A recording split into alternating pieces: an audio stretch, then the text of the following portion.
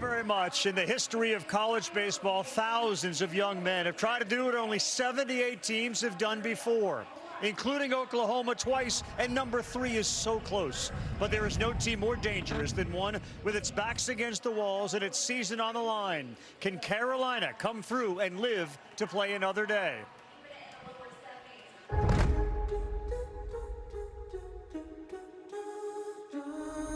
Omaha. This time of year, it turns from city to center of the baseball world. Till the river runs dry. That's it. And the Sooners one win away from a championship. That one was huge right there. We've been in this position before. We love when our backs are against the wall. I've been there, and it was a dream come true. Capital S superstar.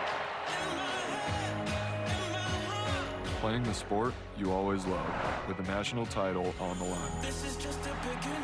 Look at this place, man. It's what you dreamed about as a kid. This is just a beginning. Gallagher continues to sting the Sooners. We're not going to be scared or timid. And it is Dr. Carter French. They punch us, but it's all about how you punch back. It's gone. LaChance leads again. All the juice of a championship series. The best players don't win, the best team wins. This is Game 2 of the Men's College World Series Finals. Yeah, Paul Skeens, thank you very much. He knows what it means to win a College World Series, a dream come true. And we got a dream on the line today for Oklahoma. And that means for Skip Johnson, the man that has seen it all. Nearly all, from the junior college ranks to sitting beside the legend Augie Garrido at Texas. He has never, though, been the head coach of a team that's won a national championship. And today it's there for the taking. And the Sooners have been booming for a month. For Carolina, being a Tar Heel, that means being proud and resilient. And they will lean into those two qualities this afternoon. A win means they fight one more day and will bring the ever-elusive first championship into focus. And that right there says it all. They are focused. They've been here 12 times and have come up empty. Come on inside Charles Schwab Field. What a day. Feels like a fall classic. We hope for a classic for sure. That's Kyle Peterson, Chris Burke, and I'm Carl Ravitch. We have Scott Klein, who'll help us with rules, and Chris Budden in a moment is down on the field. You both have been in this situation before. What does this day mean? It's different. I mean, you wake up this morning, and we've both been through it. You realize if you're wearing Carolina blue, it may be the last time you get to wear it. And there's some of those kids thinking that right now. But I do think, Perky, that this team, and especially the middle of this lineup, is built for the opportunity. I agree with that. Yeah, there's a steadiness about this club and the culture that Scott Forbes has built within this program that makes you believe they can punch back. They took a punch, but they've only lost one series throughout the course of this year. That was the first weekend of conference play. They've won 10 straight games following a loss. That's the longest streak in the country. And they were just here a couple weeks ago. USC beat them in Game 1 of the Super Regional. They fought back to find themselves here a couple wins away from a national championship. They can take a punch. They've proven it all year long. Something tells me we will see their best this afternoon. Well, the way it goes is Boomer, Sooner. The way this team is playing, it's Sooner, boom. I mean, this offense has been crazy. You've pitched against teams like this. Why is it happening? How do you stop it? I don't know why it's happening, and I'm not sure how you stop it, but what I do know is nobody's been able to do it in the postseason. I think what Oklahoma has done in the postseason is pretty crazy. I mean, this is an offense we came into the postseason. We talked about chaos on the base pass. Now we talk about one of the most powerful offenses, if not the most powerful offense in the NCAA postseason run. For Oklahoma, it's top to bottom, but nobody has been better than that guy. Dayton LaChance hit 2 more yesterday. He is the center of this offense and now has turned in to one of the most dominant in all of college baseball. Well, the table is set. The scene is amazing. A whole bunch of red, a whole bunch of blue. Yeah, Carolina blue. They have a chance to fight one more time. Ryan Lynch gets the ball, and it's another freshman getting the ball and the call for the Sooners. Our first pitch is coming up. We're earning unlimited 3% cash back on dining and entertainment with the Capital One Saver card. Let's just get one of everything. Everything. Fire everything! The Capital One Saver card is at table 27, and they're earning unlimited 3% cash back. Yes, chef! This is so nice. 3% cash back on chicken. Yes, chef! 3% cash back on risotto. Yes, chef! Where's my fish? Here, chef! Had a feeling you want to earn 3% cash back on dessert. Sorry, Chef. What's in your wallet? Dear Dad, thanks for introducing me to this crazy game. Thank you for my first set of clubs, for teaching me the proper grip and how to read a green. You taught me how to be humble when I'm playing well and push through when I'm not. You're my first coach and my biggest fan. And I'll carry the lessons you've taught me about this game long after the 18th hole. Cheers to you, Dad.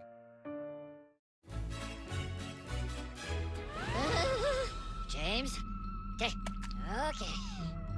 Hello, Wendy. Plutôt goûte à la bikini?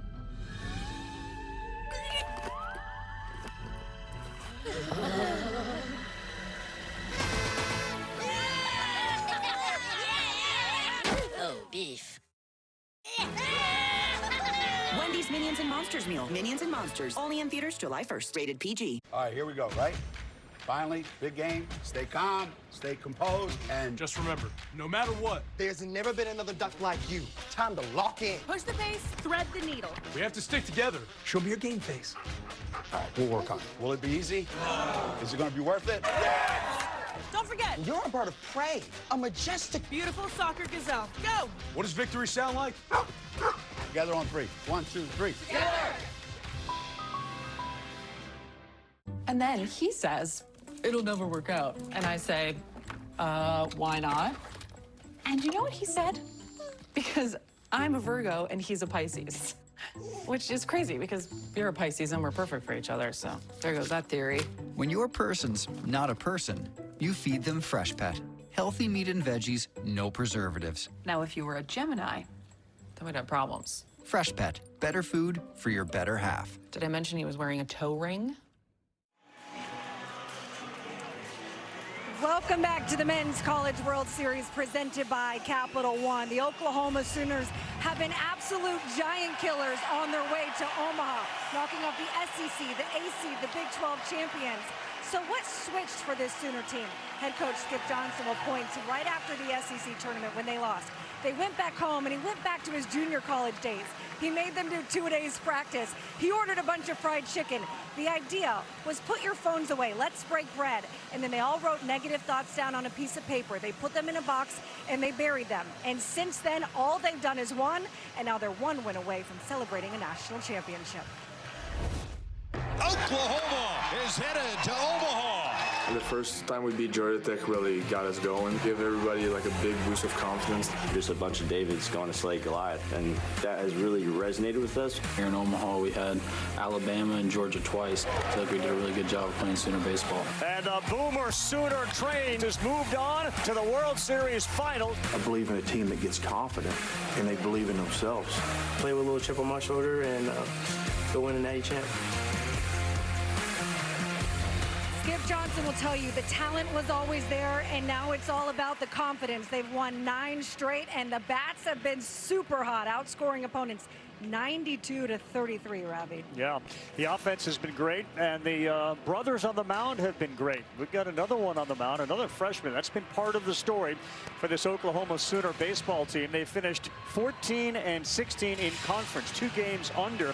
And yet all they've done the last month after burying the negative thoughts has been to shine as bright as they have all year. Rav, Xander Mercurius has 1 career college win. It came here less than a week ago against Georgia. At that point, he'd had just 3 career starts. Well, in that game, he looked pretty comfortable in the environment. 7 1/3, punched out 9. It's a mid-90s fastball, 2 different breaking balls and a changeup. But I think he showed in his first start that this environment, this arena, is exactly what he's built for. And for those who watched this yesterday, it was his brother LJ who come on and was the man down the stretch to end the game and give Oklahoma a win. Berkey, he has faced, Kyle just said it, Georgia. He's also faced Georgia Tech, Kansas, and now a number 5 seed in North Carolina. Yeah, he's used to taking on monsters, in this North Carolina lineup, especially the first half, is very talented. Jake Schaffner yesterday had 3 hits, hitting .333 for the College World Series. Hole and Gallagher in the middle. have to be taken care of as well. The Tar Heels batting order has been presented by Capital One. See the flags out there in center field, kind of blowing left to right. It is in the upper 60s, low 70s forecast today. It has been a week and a half of cooler than normal temperatures. We've seen the wind blow out. We've seen an inordinate amount of home runs. As you can see, the cloud cover, which may favor the hitters. That big green batter's eye doesn't have to worry about the sheen of sunshine. So they should get a good look. Jake Schaffner steps in. Xander Mercurius ready to fire his first pitch. And underway. And he will make a living throwing fastballs against a very good fastball hitting team.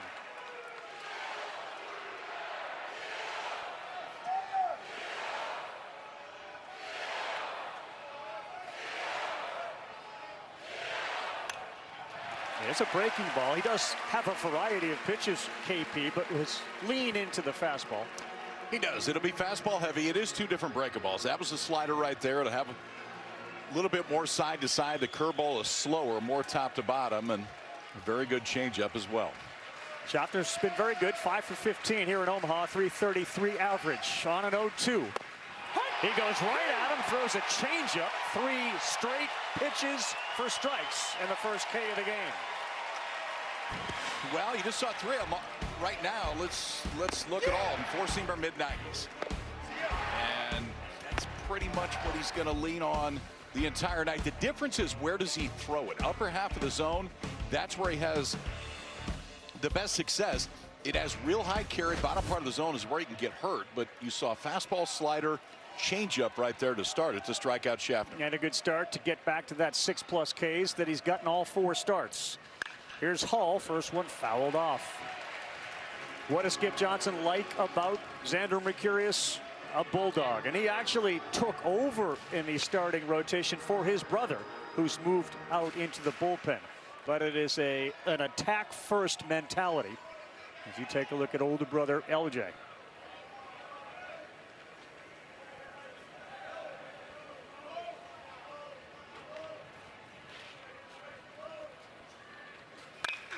That one is pulled foul. It was hung up there, and Hall was all over it.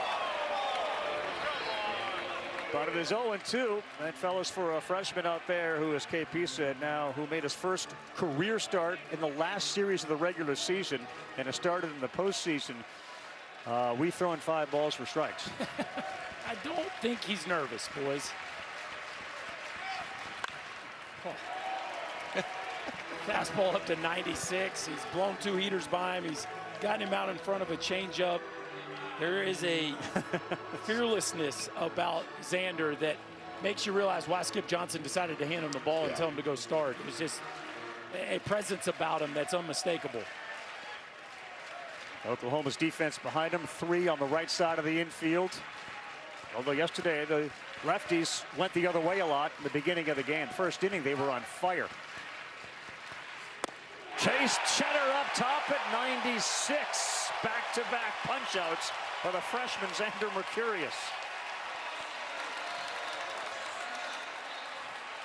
I mean, stick your chest out and just shove that 4-seamer right to the top of the zone. KP, you talked about it.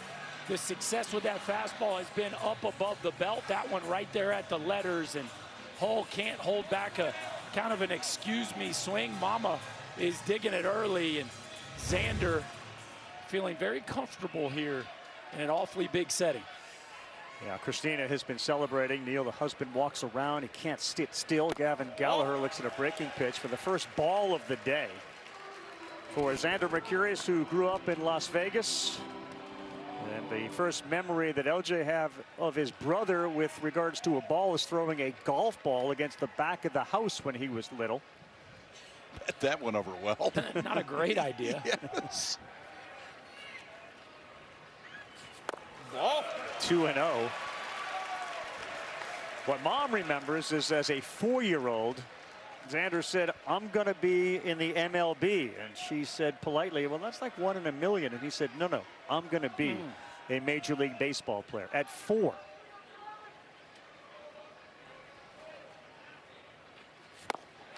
Change up on a 2-0 pitch. 2-1. You make that pitch, you know your heartbeat's okay. You get a 2-0 changeup that the arm speed was great. The finish was exactly what you wanted.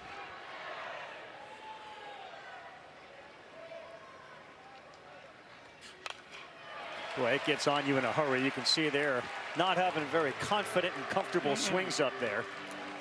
And yesterday, the offense for Carolina, the first time through, hit .342. They had 2 extra base hits. After that, they went silent. So the idea that Schaffner and Hull have struck out, and here he is with a chance to put Gallagher down.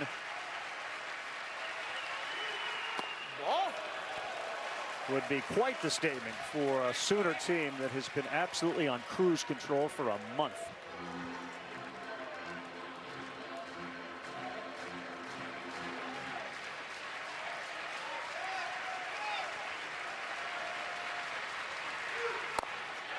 Called strike 3. You couldn't script it any better for the X-Man. Xander Mercurius, 2 caught looking, 1 swinging, 3 punch-outs. He's okay in the environment, gentlemen. The freshman with 1 career victory in college goes punch out, punch out, punch out. Day 2 of the finals. We will see the OU offense when we come back.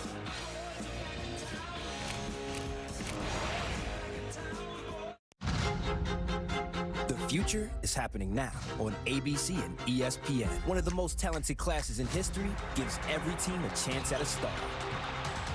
At the NBA Draft, a 2-day event on ESPN and ABC. We're a really good ball club. At the end of the day, we're going to go out there and have fun on the field. Job's not done, but it felt great to have the first one. Diamonds are made under pressure.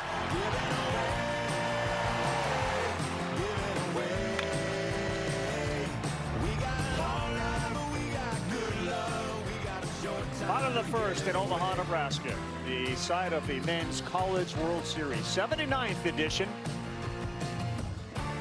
As we take a look at the Sooners batting order, it's brought to you by Capital One. Very easy to focus on the middle of the order, LaChance and Willis, but fellas, the bottom third was great yesterday too. No question. And right in the middle of the order, a first-time father, a new father on Father's Day. Jackson Willits has set the World Series record for Oklahoma hitters with 9 hits already. He is a star in the middle of that lineup. They're going to face Ryan Lynch, right-hander that is mid-90s on the fastball side. A couple different fastball sliders, primarily fastball slider. 2 and 4 seam slider behind it. Went 4 2/3 in his first start here at the College World Series against West Virginia. And there's ball 1 to Jason Walk. He's the center fielder. You take a look at the Ryan Lynch resume, 5 and 4, 420. That fastball run is important, and the fastball's been his best pitch. Walk has been on fire, a 13-game hit streak. Then hitting over 430 here in the College World Series with a double and a couple of home runs.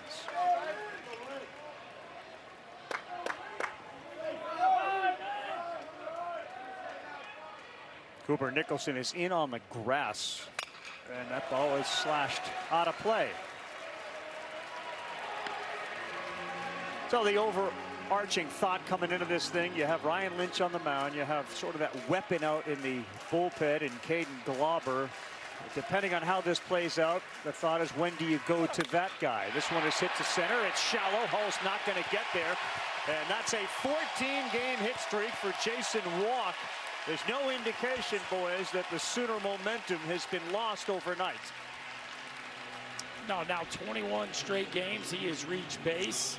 Like so many hitters in this Oklahoma lineup, just playing at a totally, 22 straight games, playing at a totally different level than we saw from him in the regular season. And now you have to deal with the chaos as one of the best base stealers in this lineup reaches base to start the first. That was one of the secrets yesterday, the 2 homers from LaChance, but they stole 3 bases as well. They immediately go into a bunt mode there for Camden Johnson. He takes it, ball 1.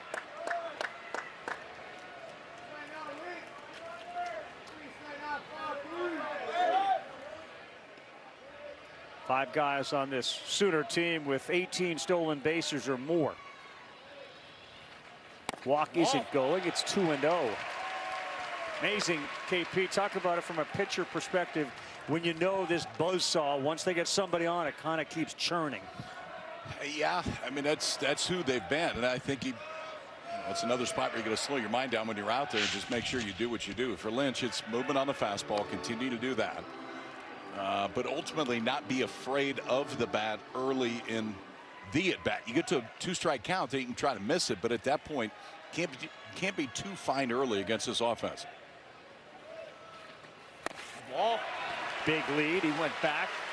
And Camden Johnson, who had been struggling, he is entrusted with Skip Johnson. The one thing you learn about this head coach and all the experience he has, man, he lets you know that he trusts you to get your job done.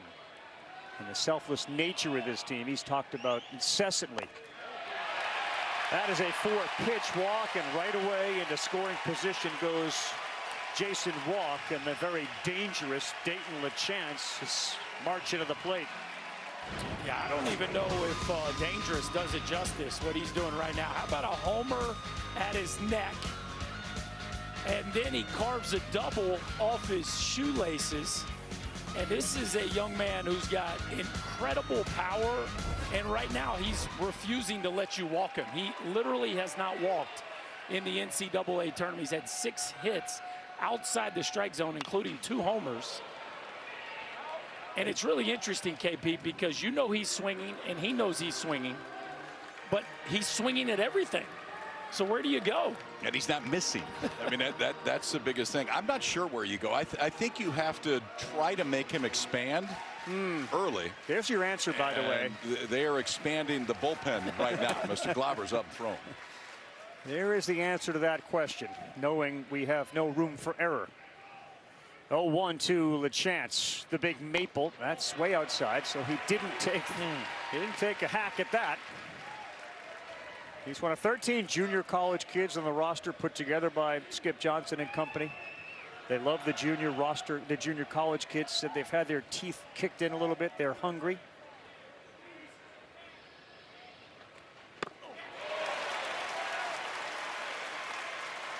Now you got him to 2 strikes, and now you really have to try to get him to expand. I promise you they have gone over this as a staff.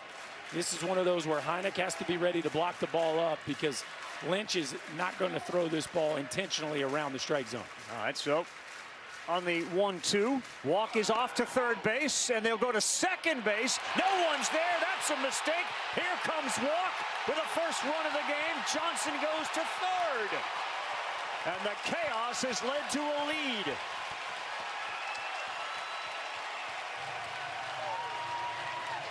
Well, you got to be on the same page here defensively. And sometimes this is a read, but if your catcher feels like the lead base runner has it stolen, then he's going to go to the backside. And it looks like Gavin Gallagher gets caught late being there. Maybe he slipped, guys, and that ball runs arm side, but he's not there early enough to make an adjustment. Watch, he's there, kind of has the ball arrives, the ball sails to the arm side, clips off his glove. If he is, he's out. If he is, he tags him. If he's there early enough, he's out.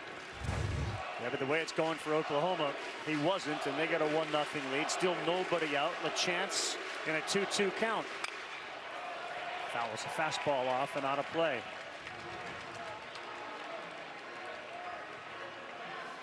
Yeah, they've been terrific. They've won their previous 7 when putting a run on first.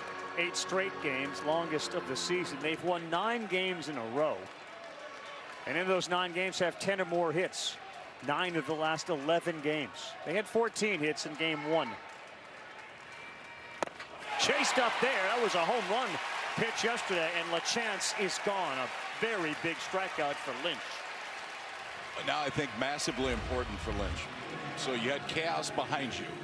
Then you back it up with this. Elevate the fastball. You get probably the most dangerous hitter that we've seen at the College World Series. And now you got to figure out a way to minimize the damage. You give up 1, fine. Move on, and this offense at some point is going to go. I think you see how that Carolina thinks the game may go. Infield into the first. For a very good hitter, Jackson Willits, and that one is going to go to the seats on the third base side. Well, Lynch has a high ground ball rate, so 53% ground ball rate. You know runs are going to be hard to come by off Xander Mercurius. So you get a ground ball pitcher on the mound. Why not take a chance here and see if you can prevent the run from scoring on anything hit at an infielder? Yeah, Willits has 4 straight multi-hit games. Camden Johnson off third base. It's already 1-0. And that ball is smoked to right center. and it is high off the wall.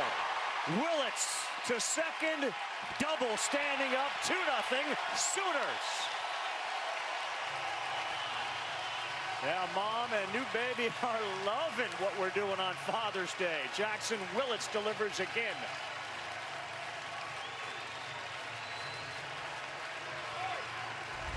Is this kid any good? I mean, stay hot, kid. A two-seamer right down Broadway, and that ball is scorched. 109 off the right center field wall. It doesn't matter where the infield's playing. When Jackson Willits catches a barrel, that thing is destined for a gap. A no-doubt double. The Sooners have 2 on the board, and the new daddy doing a little work here on Father's Day. Well, Glauber time may come a little bit sooner than they would like, but certainly happy Father's Day to Jackson Willits, and an opportunity with the meeting on the mound for us to say happy Father's Day to all the dads out there. It's been such a big theme here in Omaha the last couple of days, listening to the stories of people like Jackson Willits, whose dad is right there in the dugout with the rest of the team. The cool games at catch and all the other things that have gone on. He's not just playing catch right now. We are getting ready, and I think one more base runner, you would see Glauber come into this game. He can give you length. We've seen it. He has started in the postseason, but we've seen already, which we expected, that Glauber will be in this game and will play a role. This is Trey Gamble. He's the DH. Ball outside there. Willits has now 10 hits. Mentioned he has 4 straight multi-hit games. 10 leads the field at this College World Series. And an early statement from Oklahoma. And a game that if they win, they are champions.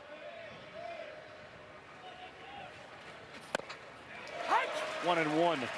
He's going to need to slow the ball down here some, KP. Left-handers have given him trouble throughout the course of the year. Almost 150 points higher OPS versus Lynch than right-handers, and he's going to need that backdoor breaking ball. He's going to need the changeup because OU is all over the heater.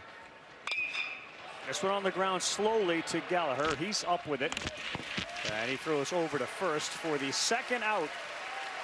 But 90 feet away is Jackson Willits. Really nicely done there, KP. A little backdoor breaking ball to get a rollover. Yeah, to your point, I think it is important. I mean, they're dialed up for the fastball. He throws a fastball 2 or 4 seam about 70% of the time, so it makes sense to be dialed up for it. But if they're on it the way they have been, you got to try to figure out some way to get them off it. Brings up Brendan Brock. He's the left fielder, originally selected by the Brewers in the 14th round in 2025. In there for a strike. And rather than signing with Milwaukee, he was a Southwestern Illinois college kid. He transferred to the Sooners to boost his draft stock for 26. He got jammed there. Saw him make a terrific running catch in left field yesterday, slamming into the wall. He also can catch and is a very good catcher as well. So a unique skill set for Brendan Brock.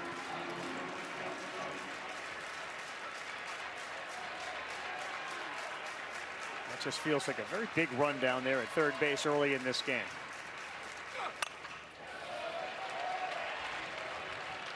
Yeah, no question. And Brock has been outstanding in postseason play, hitting .450 in the NCAA tournament and 7 for 16 with, or excuse me, 5 for 14 here in Omaha. So, like so many of these Sooner, he has been locked in postseason play. Brian Lynch's 23rd pitch of the first. Called strike 3. Got it on the corner. Brandon Cooper, the home plate umpire, with the punch out. But not before some Sooner damage. Walk. Johnson with a walk. Willits with a big double. And a 2-0 lead. Introducing the new $10 Crispy Parm Pan from Pizza Hut. It's the original pan you love, taken to the next level. That crispy golden brown crust with a cheesy crunch. Try a $10 medium crispy Parm Pan for a limited time, only at Pizza Hut. From the #1 rated brand in cordless outdoor power, the Ego 22-inch aluminum deck mower with Select Cut is the most powerful mower in its class, featuring an aluminum deck that allows for extreme blade speeds, producing the perfect razor-sharp cut. Designed for durability that's guaranteed for life. All powered by Ego's patented 56-volt arc lithium battery. One battery powers all tools. Find an Ego retailer near you. With SafeLight, you can get that fixed now and pay later. Fix now, pay later? SafeLight offers flexible payment options and anywhere mobile service, so you can get it fixed here, or here, and pay later. Go to safelight.com today. SafeLight Repair, SafeLight Replace. It's the dog park with all the dogs there. And the people you see that you don't really know because it's the dog park. Brought to you by Progressive Pet Insurance. He's got an ear infection. I said ear infection. Ear. It sounds like you're in a tunnel. It's in his ear. Ear infection. E-A. It's the dog park. Protect your pet from injury and illness with Progressive Pet Insurance. This is a terrific young man who mirrors a lot of qualities of his late dad. His dad's a hero, and like so many other 9/11 heroes, have gone too soon. I think about him all the time. My dad always wanted to see me in Carolina blue, so it's really cool to be able to wear it. You know, I look in the mirror and I see the detective shield on my chest. You know, it means a lot. I can't wait. You know, national championship on Father's Day would mean a lot to me. You can't imagine the emotions going through the mind of Eric Paulson. His dad was a Long Island, New York, and the NYPD detective, first responder, spent months working at Ground Zero following the 9/11 attacks. Later developed cancer, which doctors associated with 9/11. And he is up there now. Look at a ball one. Ravi, all of the dads are also honoring him in support of Eric. They have buttons with the number 44 Paulson and took a picture all together to show their love on Father's Day. Well, what a good story, man. That's wonderful. Paulson hits one in the left field, takes a turn, and he pumps the brakes. And you know, Dad is looking down and couldn't be more proud.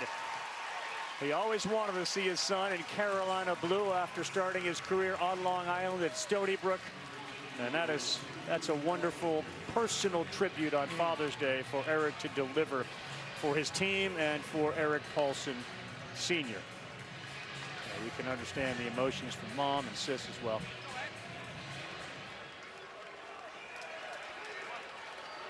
So he's at first. They're trying to fight back. Cooper Nicholson is the third baseman.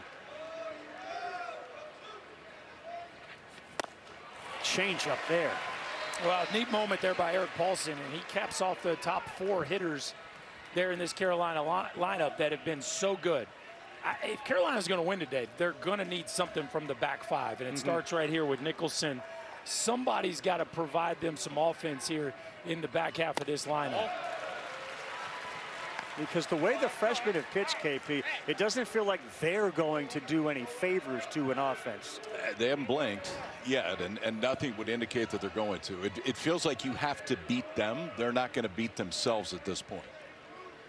Xander Mercurius, an 18-year-old freshman, throws the 1-1. But that changeup is an effective weapon so far. It's 1-2. I think it's okay, though. To me, you have to be on something. He's throwing 96 miles an hour. If early in the count you swing and miss at a changeup, so what? You can always go into a 2-strike mode. But Carolina cannot be defensive early in counts. Nicholson 2 for 12 in Omaha. Oh.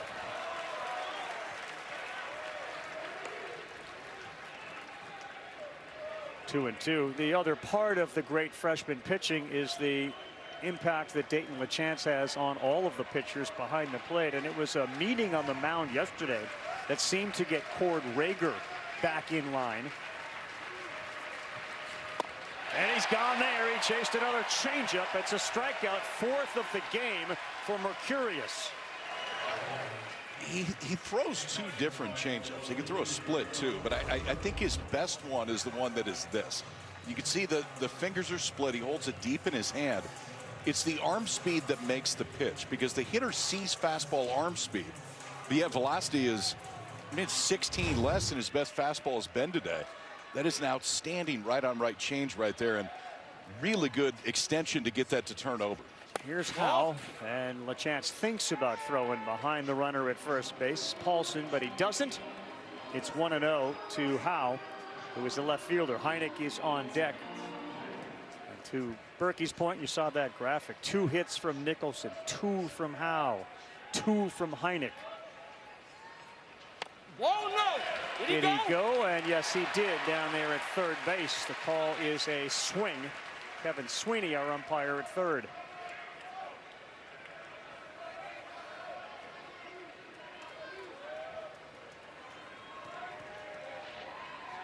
Kyle Branch, Jackson Willis, the 2 up the middle. There's another one. It works against righties and lefties, and you can really feel Mercurious's confidence in the changeup. He threw 19 changeups his last time out. His season high in changeups was against Georgia Tech, which you can know why because of that, how talented that offense was. But he will certainly go to it. Oh. Elevated in the difference in velocity, 96. Fastball, 81. Changeup. Tough on a hitter. Good luck. Threw 34 changeups in that start against Georgia Tech, so he's not afraid to throw that one early and often. Whoa. That's a good take there.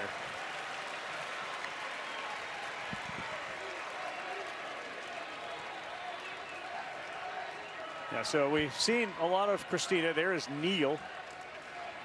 Dad often up pacing around. But maybe settling in the way his son is pitching, and he picks up strikeout number 5. Go ahead and double up, kid. If it's this good, they take the first one, dare him to take another one. This may have caught enough of the plate, too, if he doesn't swing, but it's the velocity difference in that late movement that handles it. 5 outs so far. All 5 have been the strikeout. Yeah, the 6th is standing there at first base. Paulson with 2 down for Colin Heineck. Whoa! A little high. Heineck does have a couple of hits, and one of them was a homer.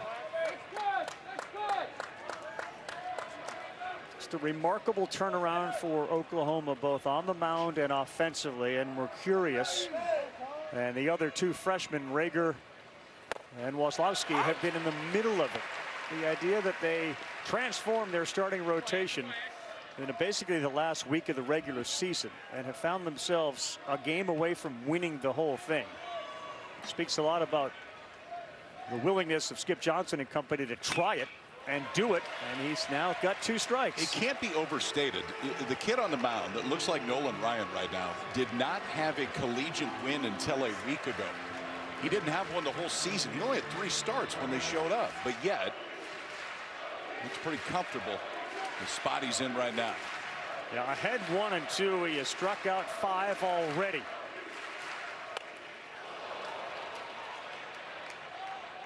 So we've seen all these changeups this inning, and now to Heineck, 4 straight fastballs. And you see the way he's changing speeds and fast and slow. This one catches the knob of the bat.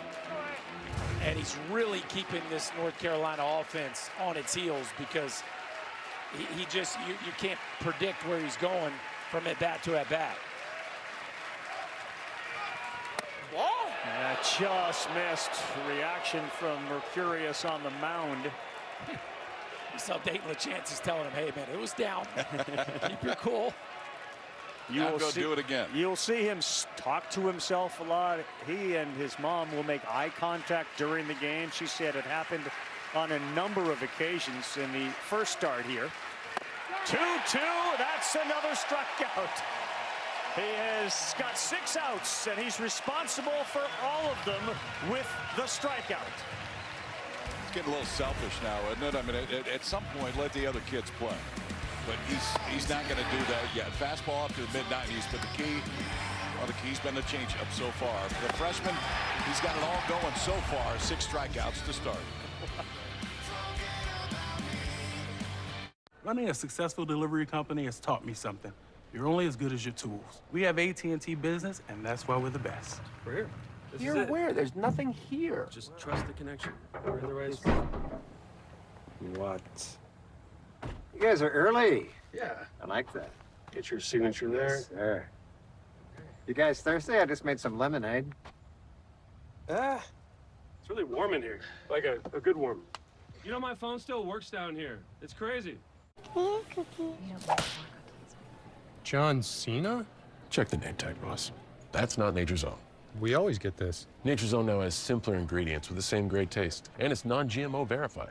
Even she can pronounce all the ingredients, and she's 6. I'm 4. Respect. We'll definitely get Nature's Own, Mr. Educator. My friends call me John. Well, thanks, John. Not you. Nature's Own. Educate yourself.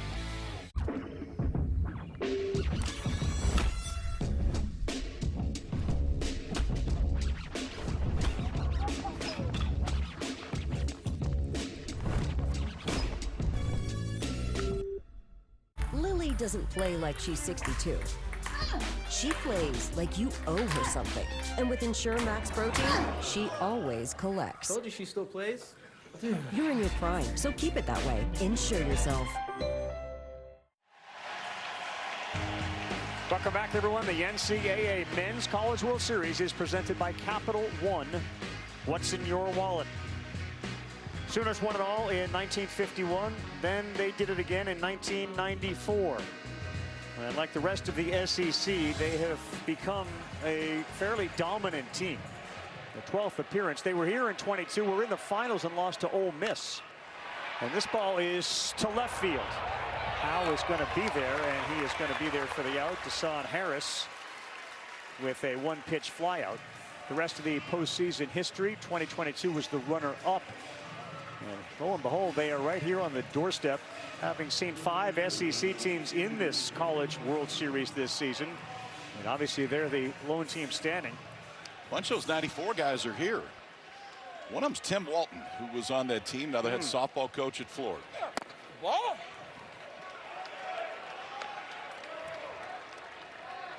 That's him in the white hat. Appeared on the Allcast yesterday with Mike and Ben and Runes. That can be seen over on ESPNU. That's a good one there. 1 ball, 1 strike.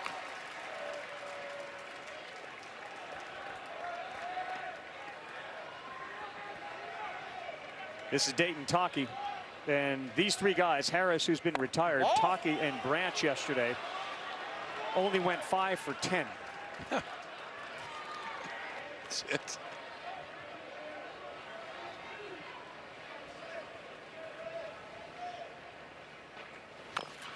Ow. Okay. That hurt. We're going to flip that back because I am in some pain. Between Taki and LeChance, their feet have to be black and blue.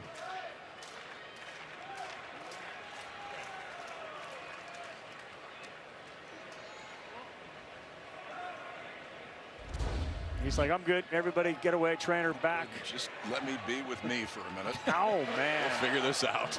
Ankle bone. He has one of the more positive memories. This one is painful. The positive one was the walk-off against Georgia Tech in the Supers.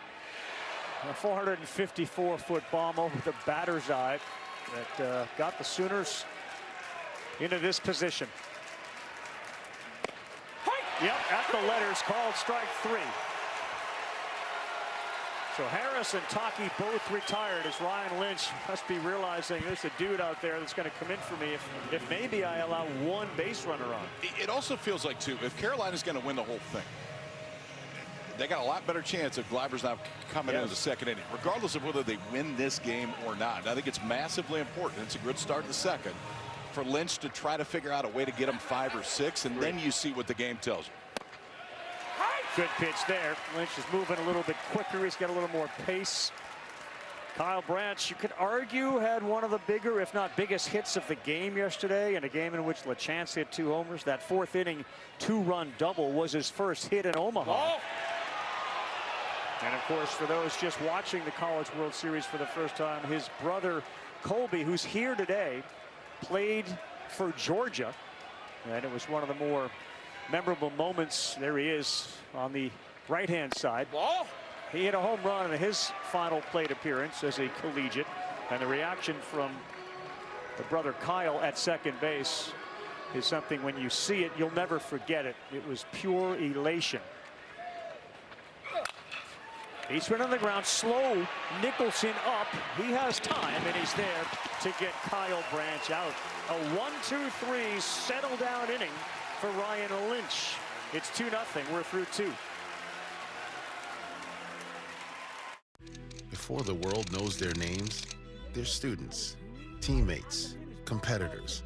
Across NCAA campuses, dreams of Team USA take shape.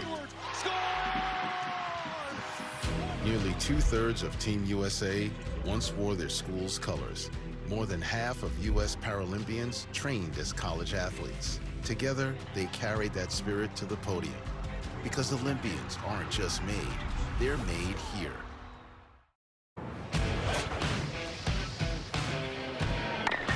Well, we remember 2006, 2007. That's a memory nobody related to the North Carolina baseball program wants to see.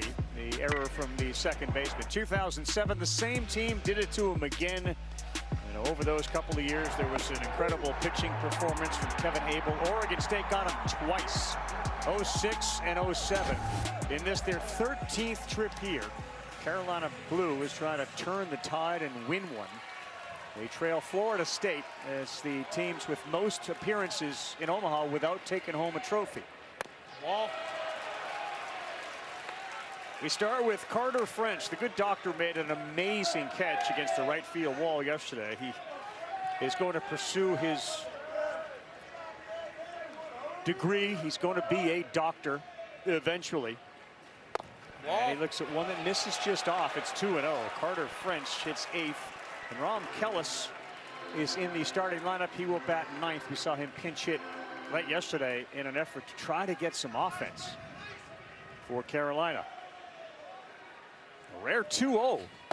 But we'll go right back to Mr. Reliable. 81 miles an hour. I mean, it's one thing to have great arm speed and depth. It's another thing to be able to subtract 12 to 14 miles an hour off of your heater with that pitch. It's just a really tough pitch to defend. Wall. Just missed up, and a good take from French against Mercurius, who has retired 6 all via the strikeout. French is having a nice College World Series, 4 for 13. That's over 300.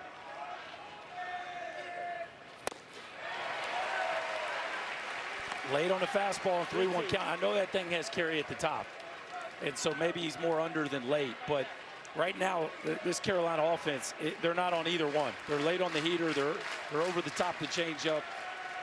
Caught in the matrix right now. What does he go with on a 3-2? He went fastball right down the middle at 95, and it's fouled back. Trying to get inside the head of French here, and that's a hard one because he's probably a lot smarter than you. But what pitch do you think comes? Minus the probably. I'm on the heater. I mean, that's just what it is. I got no chance if I'm not on the heater. All right, and a walk, and Mercurius has allowed his second base runner.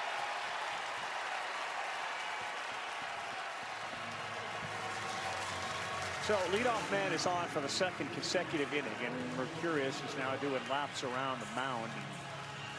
Taking a deep breath. Got a routine out there in which he will pep himself up.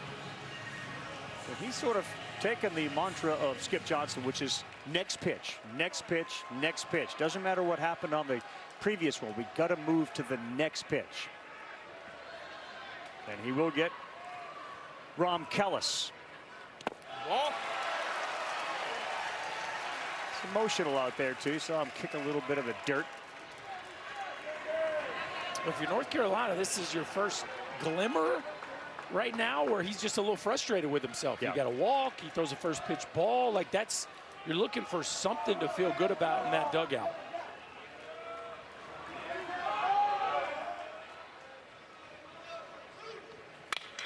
On the ground, oh boy, it ate up Willits. That thing was smoked at 108.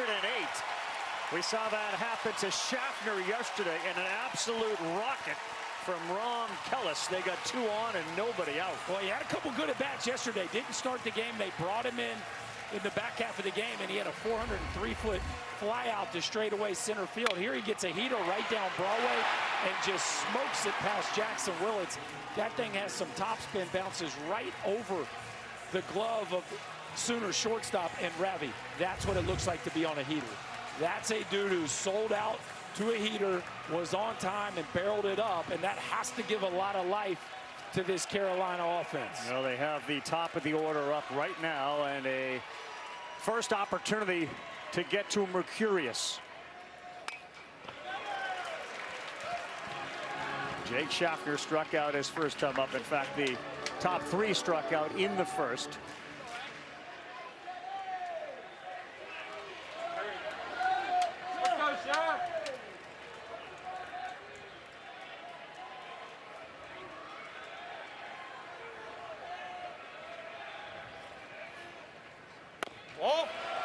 One ball, one strike.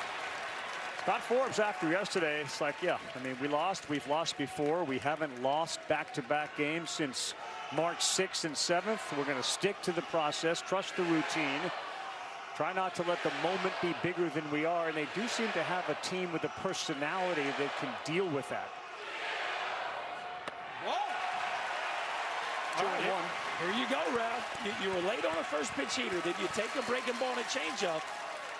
You can tell KP, the freshman's body language, he's slowing down a little bit. He is excitable. And that is the one thing that Skip Johnson has talked about. Is sometimes you just got to go slow the heartbeat down a little bit. It looked right in the first two, but it's maybe starting to speed up a little bit. A little bit late there, 93, and the North Dakota State transfer, who was the Summit League Defensive Player of the Year and a semifinalist for the Brooks Wallace Award for Best College Shortstop, now wearing Carolina blue, and a massive opportunity with his team needing to win to stay alive. 2-2, 2 on, and nobody out here in the third. And that is a fair ball down the line off the bat of Schaffner. French is going to come in. Kellis is being waved in.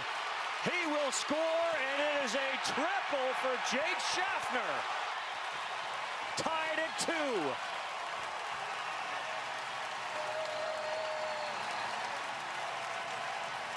I think it's the first time he's thrown a split today. Everything else was the traditional changeup. They go away from it right there. He goes split, and Schaffner's right on it. Berkey, it's up in the zone enough that Schaffner can put a really good pass on it. Yeah, that split just kind of cuts to the inner third of the plate. Schaffner, who's hitting over 700 with runners in scoring position in the NCAA tournament, just rips it in the right field corner.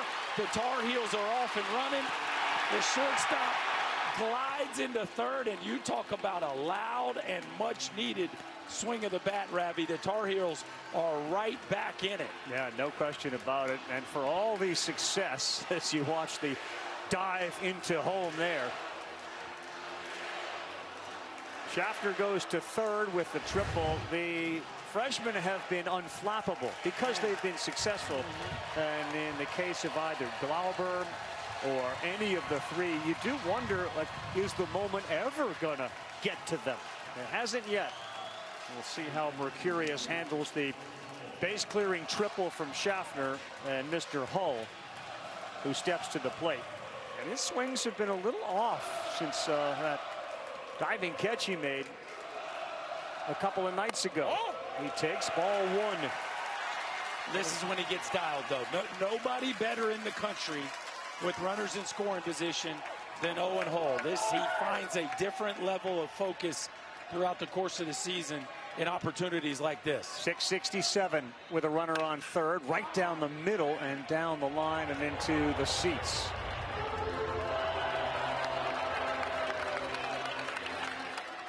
Give Schaffner credit. You mentioned the first time that he threw one of those splits and he was all over it, as opposed to the fastball or the changeup, which he has relied on.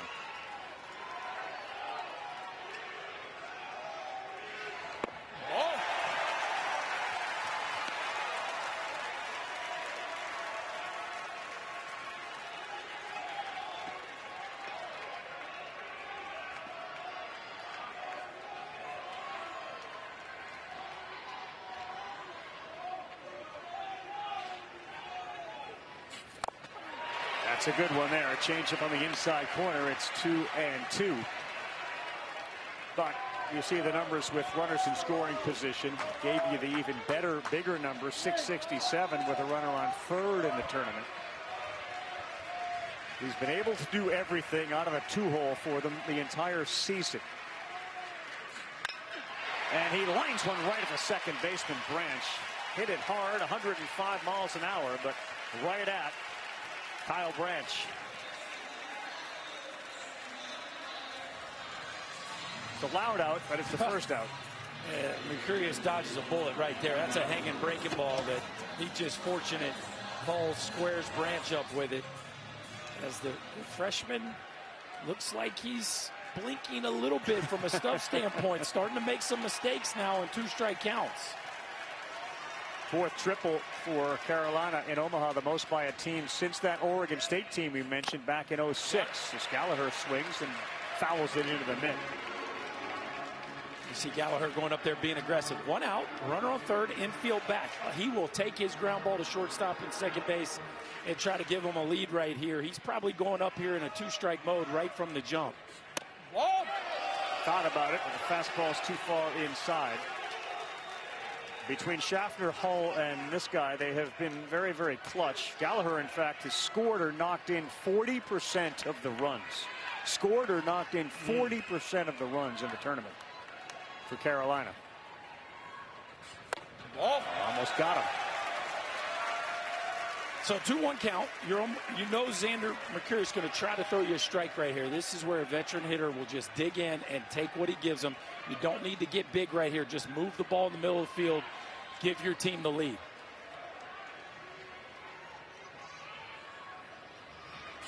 Oh boy, that one is away from LeChance. We're going to have a play at the plate. Oh boy, it looked like LeChance thought he could get to home.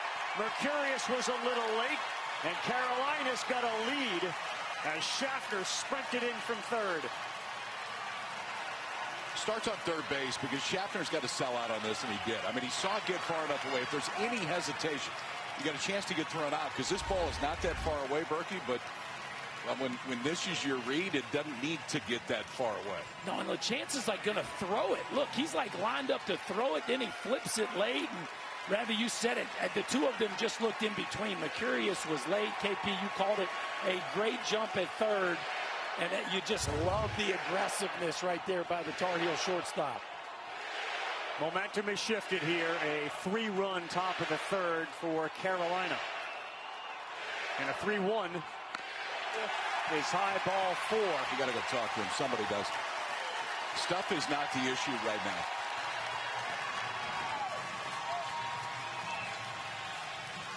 It's just excitement. And so often when excitement happens, everything gets faster to home plate. Things get faster to home plate. Mechanics get a little bit different than they were. The misses are a bit bigger, and that's why Skip Johnson is making a slow walk out right now.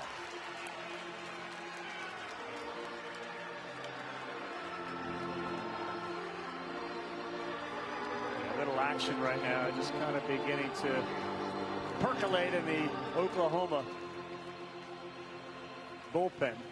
And LJ Mercurius is also making his way out there. I don't know if that's where the book is and he wants to read because he's anxious for his brother. And that was another part of this College World Series where it's a shot of LJ Mercurius out in the dugout while Xander was pitching and he was reading a book. And he asked his buddy who actually had the book, is that book about anxiety and dealing with tension and nervousness? He said, in fact, it is. So you got LJ out there reading because he's empathetic for his brother on the mound, who, by the way, would say later, I wasn't nervous. I was good.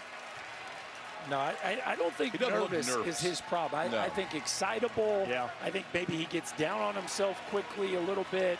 And Skip Johnson trying to get up there. Look, you're not going to strike everybody out. We need you to get back into this ball game. Free passes are hurting you right now. Yeah, dangerous hitter, Eric Paulson. He had the first hit of the game for Carolina. Oh, he was thinking dead red. He got it, and he missed it. And it is 0-1.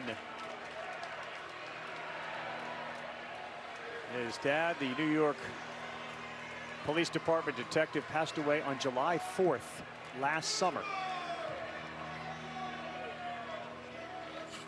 Oh. 1-1.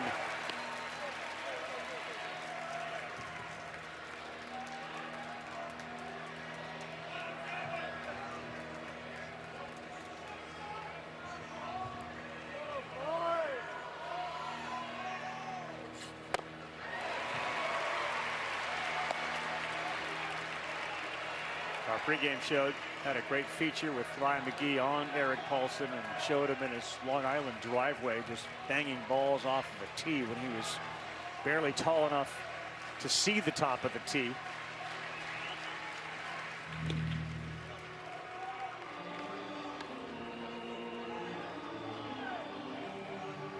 Reluctant to leave Long Island, to leave his dad, but they were convinced, and that's one of the story Scott Forbes tells about meeting his dad, how much they loved each other, loved baseball.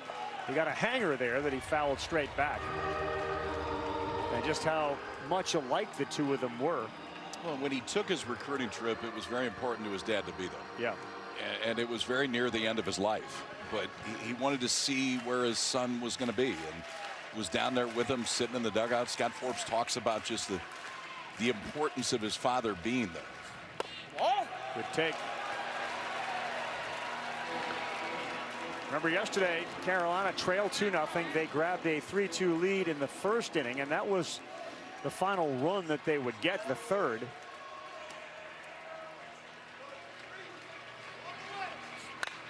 And he laces another one. Paulson is 2 for 2 today on Father's Day, and it's first and second with one down. Do it, kid. Finally got one in the bottom third of the zone where he can handle. We talked about it to start the ball game, KP. When that fastball's down, the hitters have a chance, and this is a fastball just at the knees, and Eric Paulson gets inside of it, rips it into left field, and man, this Tar Heel offense looks a little different than the first time through. Yeah, I mean, they didn't have a chance for about 45 minutes. And now it looks like they're pretty comfortable. Yeah, looking up at his mom. We've seen it in the stands for sure. It is sweet.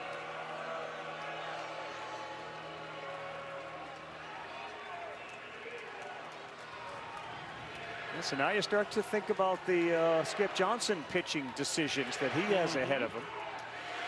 Only a one-run game, and still so early in this one, on the top of the third.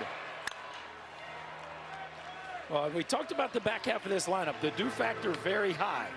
And Cooper Nicholson, it's easy to forget, he leads this team in homers. Like, he has the most raw power on this club. And even though he hasn't really caught fire here in Omaha yet, he is capable of changing the complexion of this game if he gets a mistake. 16 of them on the year. Whoa! The chance throws behind it, gets into right field. Gallagher goes to third. He will stop there. Each team has now made a mistake when it comes to trying to throw out or behind runners. Well, it's kind of the same thing. It's just a different place. Like, I don't know if there's miscommunication or Taki was just late, but watch how late he is getting there. I mean, the break is there, but he's 3 steps away. Started so far away, if he's in front, he's got a chance. But if you don't get in front, if that throw is on the base runner, you're totally bound on where the baseball goes because you can't get it early, and it just pushes up to Tar Heel runners 90 feet. Yeah, and takes a double play out of play for the most part on a ground ball with second and third.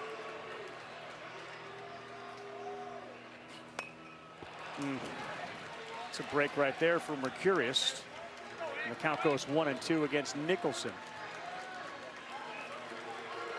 Nate Smithberg is kind of a lefty specialist out there, warming up. You see that funky arm delivery. And here comes a offensive timeout for North Carolina. Interesting here too. I know a lot of people don't like to play the infield in with first and second. Second and third, a little different. Maybe just a runner on third, but you got one out. You got a 2-strike count, and they're going to play the middle back. So you see Scott Forbes trying to really calm his third baseman down here and coach him up on, hey man, shorten up, choke up. All we need is a ground ball to shortstop or second base, and we can put another one on the board. All right, so we have the offensive meeting, and in fact, the coaching staff will grade their offensive meetings. They'll give out a cue based on the result for quality. So we'll see if this is a quality meeting with Nicholson up. A slow roll at a third, it goes foul. And no reset. Yeah, I mean, Mercurius struck out the first 6 of 7 that he saw. So we started to think about, like, okay, like strikeout records for a World Series final. He's now thrown more pitches in this inning than he did in the first 2 innings. And he obviously hasn't had a strikeout since the second. The out here in this one was a line out, a hard line out off the bat of Hull.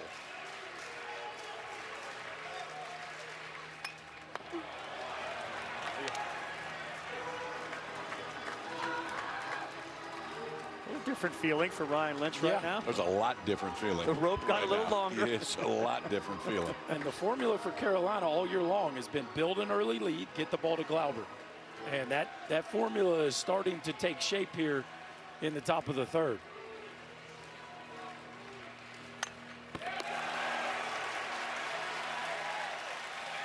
All right, look, Scott Forbes is just a fountain of positivity, continuing to reinforce the approach that they had the meeting about, man. Shorten up, just move the baseball in the middle of the field. Did you see what he said? Have fun today. Simplify, have fun today. And please hit it to the middle of the field, too. He didn't say that, but he meant it. Ground ball up the middle will give them another run. Curious time. Did they get a ball? They got a ball. No, I think it's pitch clock. Okay, pitch clock, yeah. Well, they're going to signs, guys. They've gone away from Skip Johnson calling pitches, and Dayton LaChance is putting down numbers, so we're getting some of the old school shake right there. And the two of them, KP, they could not arrive on a pitch call right there, and the clock ran out on them. 2-2. He spoils another one, and you can see, even by having balls fouled off, how Carolina is feeling a lot better about their plate appearances. The chance is still giving signs when the clock gives 0.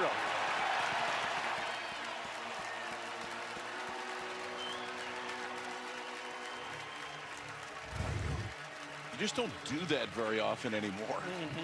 I mean, count the number of times this year that we've seen a catcher actually give signs. I think Oklahoma's their first I don't team remember it before this. I wonder, you know, Skip told us the other day in a meeting, Skip Johnson, the head coach, we've had PitchCom break or not work or function without us not being able to hear. We've gone to the signs. He's an old school guy, and they feel as comfortable with signs as he does PitchCom. That got him on the elbow, and the bases are loaded. Nicholson gets hit, and Howe will come up with him loaded. Boys, we've gone from like maybe as good of a start as we've ever seen in the finals to do they need to go get him? And it is I think the answer is quickly. yes. And I mean, the kid was amazing in the first 2, but this is, I don't know what it is, man. There's some vibe about Carolina that just is comfortable in any setting. And they got buried in the first 2 innings, but they didn't blink. And now it's very different. And here's Howe with him loaded. Gallagher, he had a walk. He is at third base. Paulson with a single at second. Nicholson, the base runner at first after getting hit. Tyler Howe deliver his third hit here in Omaha. Not there. Gallagher, a very aggressive lead down there at third base.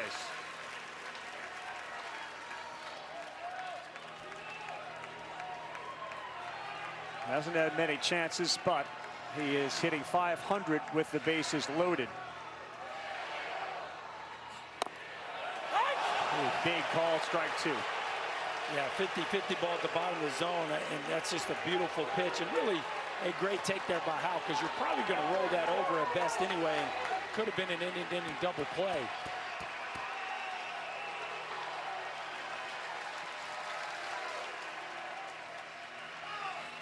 No, he tugged it. LaChance was there and ready to stop it.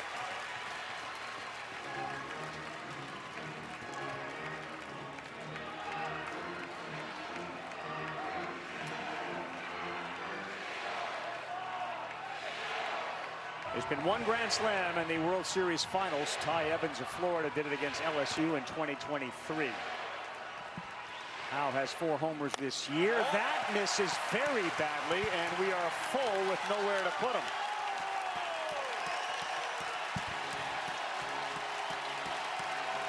just may be the pitch to keep Mercurius in the game.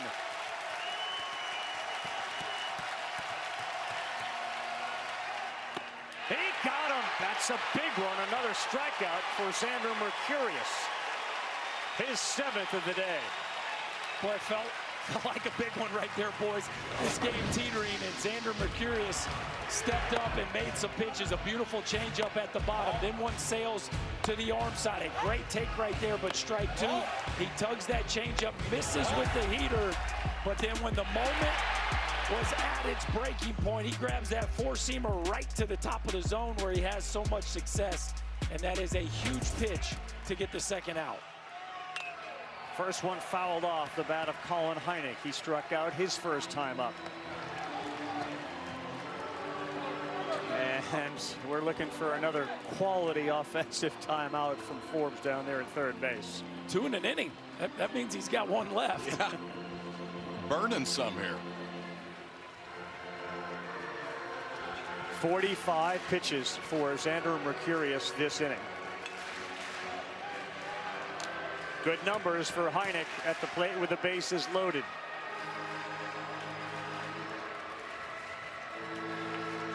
It is hard to believe the way he got through the first 2 innings that he's about to throw his 78th pitch of this game.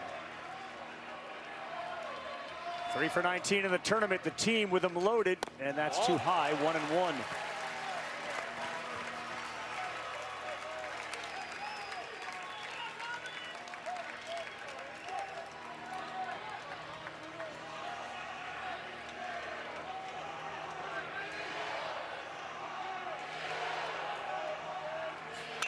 Oh, that was hanging up there, and he fouled it straight back. And Heineck's got power in the bat. We've seen a home run here in Omaha, 10 on the season, 17 doubles. Most of the crowd here at Charles Schwab has risen to their feet, certainly on the Sooner side.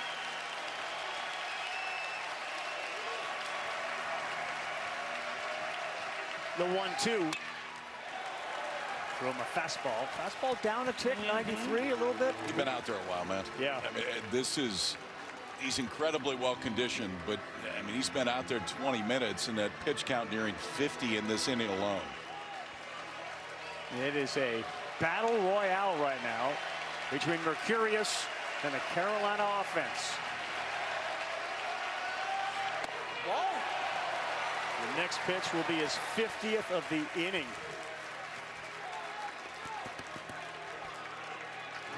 That is part of the routine. Deep breath, positive thoughts.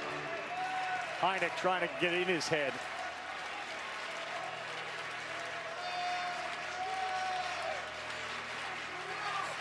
He got him.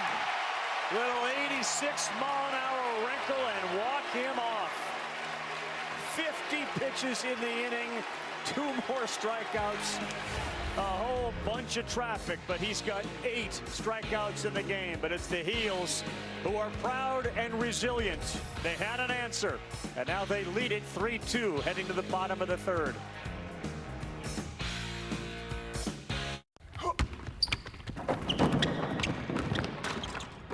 One zip. So they're all on your team? Yeah, they're my financial plan. Huh? Who Thrive and helps me plan my finances for. Like my church, the Children's Hospital, and my son's college fund.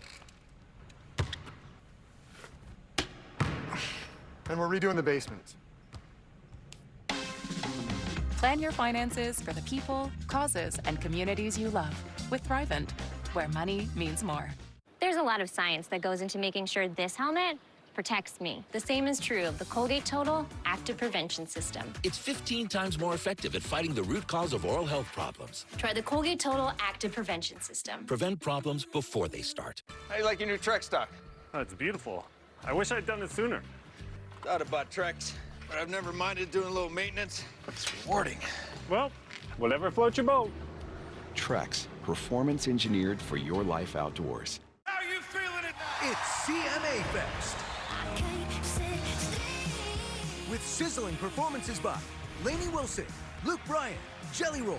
Are y'all with us tonight? And rockin' collaborations. Russell Dickerson featuring Fetty Wap, Gretchen Wilson featuring Ella Langley, and more. Plus, the can't-miss reunion of Florida-Georgia Line, the music event of summer. Let's go see a Mayfest! Presented by SoFi, Thursday on ABC, next day on Hulu.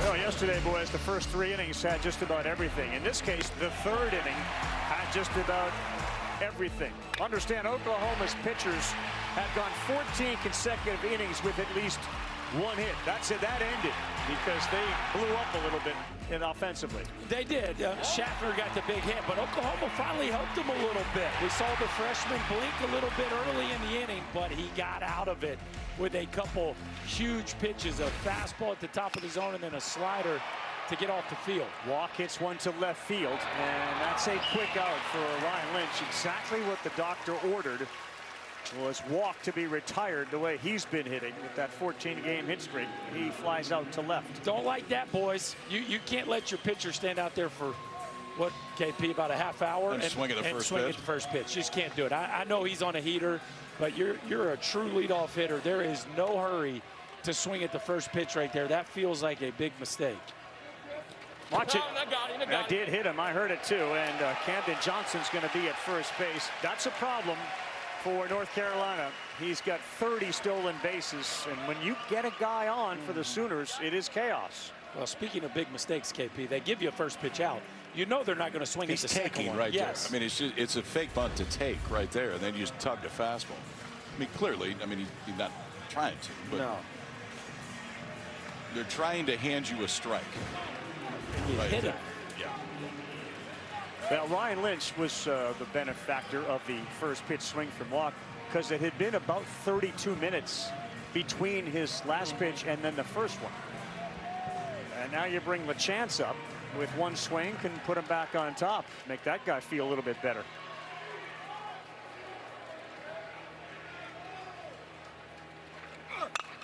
And that ball is smoked to center field, but Hull was right on it, and he's there to take the line drive away. And again, a one pitch. Mercurius is going to come back out here quickly if this continues. I'm not a big offensive timeout guy, but it feels like you should do it now just to give everybody some air. Like a little bit more oxygen in the entirety of the dugout.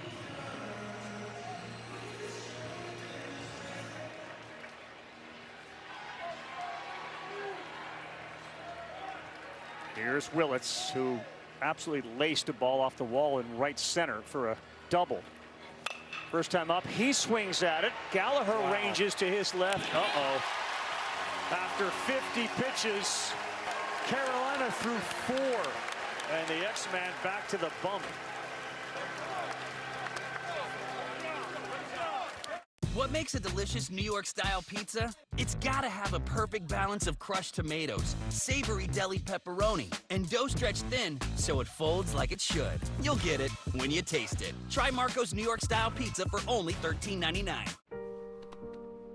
Running a little behind today, huh? You want me to get back there and start pulling some teeth? Waiting rooms. They can be tough for young homeowners turning into their parents. What are you here for today? Just a cleaning. Just a cleaning? In and out, easy peasy. Impacted tooth over here. I don't know if you can see it, but... All right, let's just sit quietly and wait for our appointment. Gotcha. I'm what they call a grinder. Yeah. Progressive can't save you from becoming your parents, but we can save you money when you bundle home and auto with us. I have abnormally large tonsils. Tom. Where most see frail, Huggies sees a fighter. And through every round, we provide them with gentle protection for the most delicate skin. Huggies, designed with NICU nurses. Safe Light Repair, Safe Light Replace. Ooh, that's rough. At least with Safe Light, you can get that fixed any way you want. Any way I want. I can schedule a chip fix while I get my hair clipped? Yep, they can fix my glass while we fish for bass. If you want. They can recalibrate my safety features while I sit at home in my comfy pants? That one doesn't rhyme, but sure.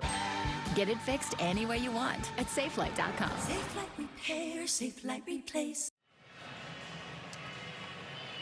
Welcome back to Omaha here in the top of the 4th. This is Xander Mercurius in between innings. One of the things that Skip Johnson loves about him is the emotion that he pitches with, but he has to come in and take some deep breaths to try and release some of that emotion but he was very upset this entire time in the dugout. Skip Johnson had a conversation with him. Jason Walk came in, got into his ear. Skip just told him, flush it out. One pitch at a time. Looked at him, said, "Are you good?" Said, "I'm good." Yeah, so KP, you've pitched in this situation. I mean, you've had a few rough innings here, but 50 pitches and you're back out there in 4 minutes. What toll does that take? It can take a real toll. I think at this point, though, you got to pay really close attention. We talked about it before, just size of misses right now. But he answered back at the end. When it looked like they were going to knock him out of the ball game, he went strikeout to get out of the inning. Does it make sense to keep an eye on velocity on a fastball, see if 100%. it's still down? 100%.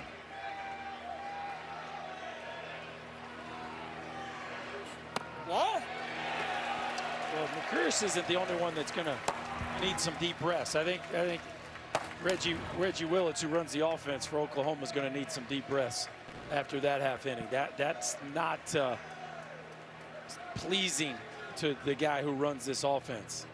Oh boy, that was close. And you see LeChance talking to him. 91 on the fastball. And there he is, Reggie Willits, who was a former Yankee assistant coach, son on the team, and there is a connection between what the offense just did and a 4-pitch walk. Well, and it's the same guy who started the rally last inning with the walk. Carter French now 2 walks on the day, and boy, everything kind of screams that it might be time to make a move. You're asking a lot of an 18-year-old kid, as good as he has been, to come back out there after throwing 50 pitches without a break. And this guy has smashed the ball the last 2 days when he's been in there. I think the other thing is there's only so much adrenaline. Yes. And he had to use a bunch of it at the end of the last inning to get out of it. And he kept him in the ball game. It's 3-2 right now, but there's only so many times you can get up. Carolina thought that pitch was a little high. It's 0-1 to Ron Kellis. That one is right at the second baseman Branch. He flips. That is exactly what Xander Mercurius needed, a double play. Tailor-made double play. Yeah, they call it the pitcher's best friend, and there's never been a setting where it holds more true than this right here. A breaking ball that hops right to the chest of Branch. A nice little flip to Willits, who finishes it off. And boy, will that help everybody in that Sooner dugout settle in, because things were getting a little tense there after a 4-pitch walk. Top of the order, Schaffner had that triple, who had scored 2 in the third, and a slow one on the ground to first. Let's see if they can flip it quickly. They do, and Mercurius, he's got a little bounce back. 50 pitches last inning, 7 pitches this inning. It is 3-2 Carolina. Talk with the head man, Scott Forbes, after this.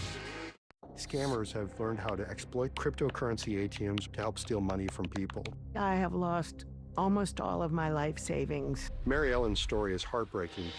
AARP Nebraska supported an ordinance mandating warning signs right on the machine. The reports of people being scammed at ATM crypto kiosks has dropped 20% in Douglas County, and we owe a lot of that to AARP. We have a deep commitment in our community to help keep folks safe. We'll never be done fighting to protect people from fraud. Oh, hi. Work here. I know I've been a little unreasonable. Okay, a lot unreasonable. Ugh, I'm so clingy. But I got some help from UKG, and I'm like AI smart now. I'm ready to think about our future. Try new things together. I'll even be more flexible with your time. Look at us. It just feels right.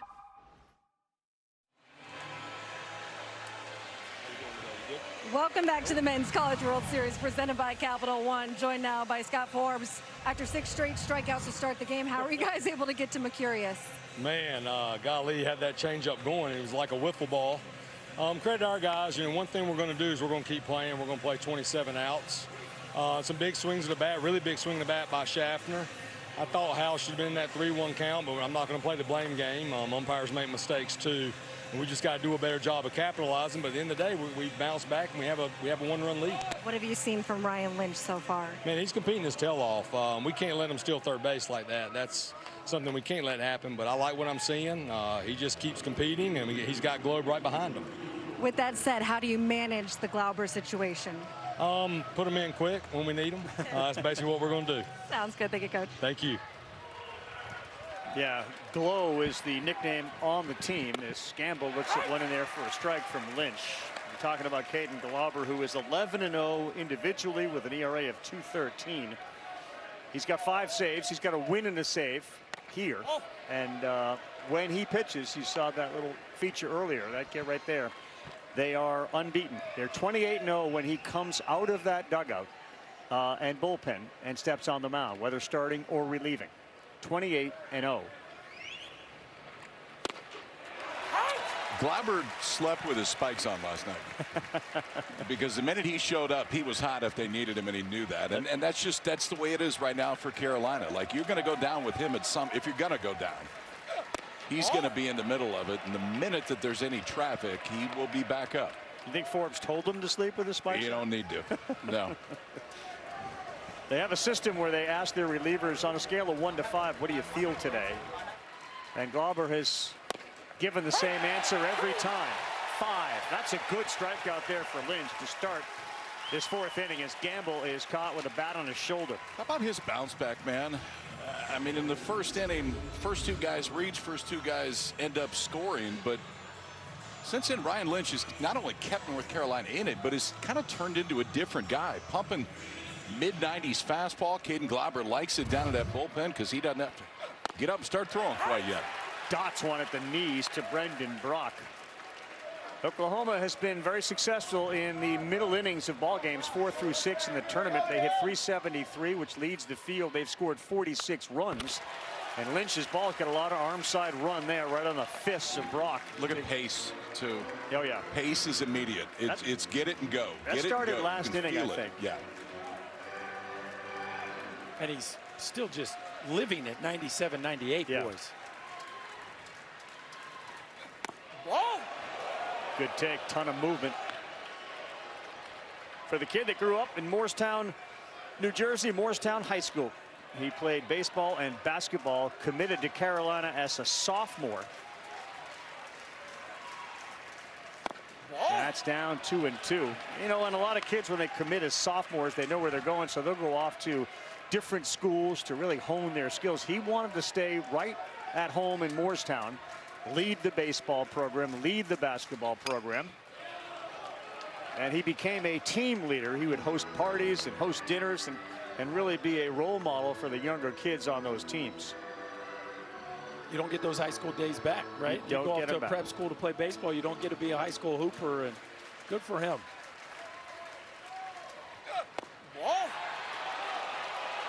It's a good at bat by Brock, the left fielder. A couple of those looked like strikes for about 56 feet. You're really seeing the east-west right now, Ryan Lynch. That sweeper and that sinker, ball going 2 different directions. He's firing again, and this one is off the end of the bat, softly served into center field. Brendan Brock has got a hit, 1 on with 1 down. For the latest news, insight, and in-depth analysis from the 2026 College World Series, visit NCAA.com. It's your official online home for all NCAA championships.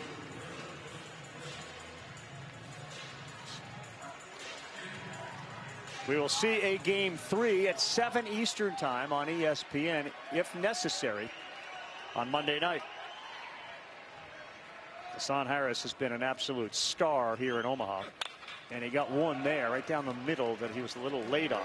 Now, Harris very similar to LaChance. They both love to swing at the first pitch. They both will extend the strike zone, but they've also both been incredibly hot here in the postseason and in Omaha. So a guy that will go outside the zone, but man, if you make a mistake, he is ready to capitalize.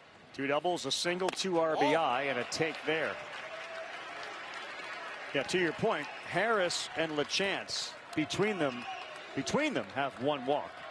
Like, that's it. And you've already talked about LaChance having none. Harris has 1. And now 50 plate appearances.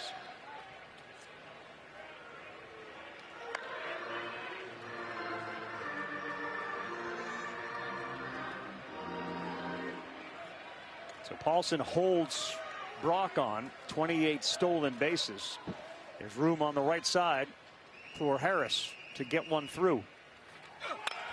Instead, he pops it up to center field.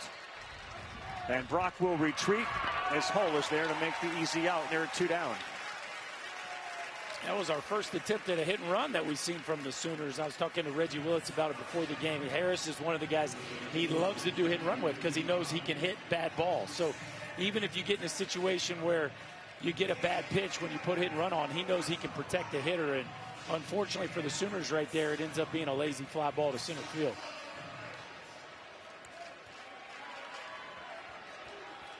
Here is Dayton Taki, who is 3 for 16.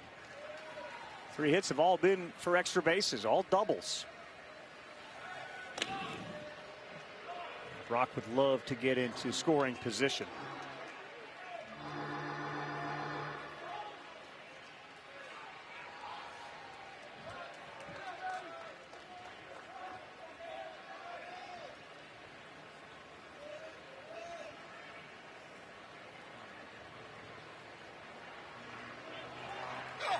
Whoa. Nice job holding right there. The best way to get a base stealer out of his rhythm is to go with an uncomfortable hold. Back in the day, as a hitter, you used to be able to call time. Now, yes, you get one. You could call time if you want to, but that's a play that a lot of guys don't want to take anymore. He goes quickly there, and this ball is popped up towards the line and right. The doctor is over there, and French watches it fall innocently into the stands. By the time that ball hit ground, Brock was rounding third. Taki can flight the baseball now. He can backspin it. Yeah. Of course, we saw it when he hit a 450-foot walk-off homer in Atlanta to end Georgia Tech seasons. But this is a young man who did not have the most consistent regular season, just 3 home runs, but 5 homers in the NCAA tournament. And even though he hasn't hit one here in Omaha, certainly capable of giving the Sooners a lead here if Lynch makes a mistake. You know, Lynch just threw over to first to make sure Brock doesn't get a bigger lead. He's got a 1-1 to Dayton Taki. He goes and he fouls it off. A little more aggressive. Mm-hmm.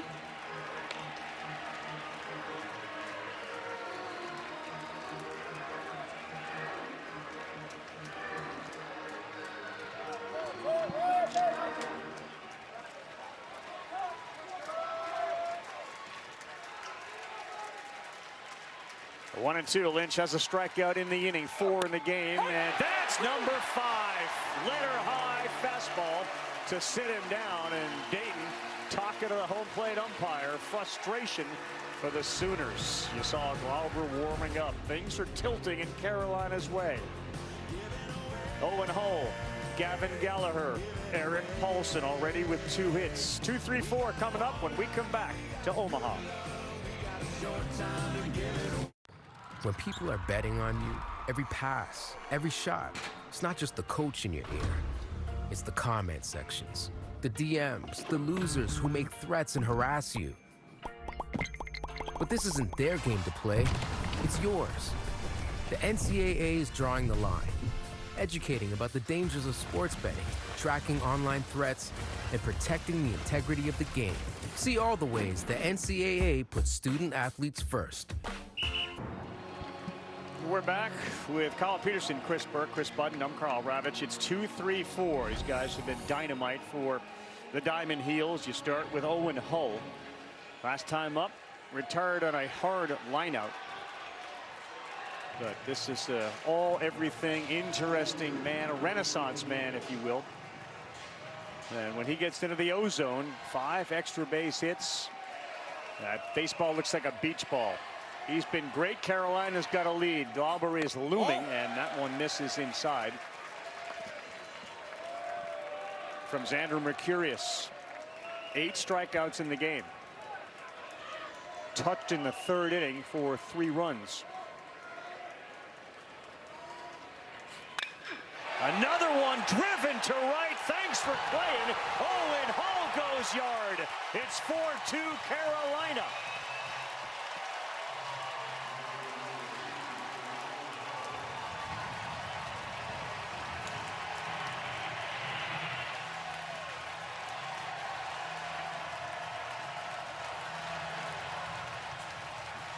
Renaissance man goes rescue man with this 9th bomb of the year that traveled 414 feet at 109 miles an hour. Yeah, the ozone. Second hard hit ball. And that may be it for Xander Mercurius today as Skip Johnson takes a walk to the mound.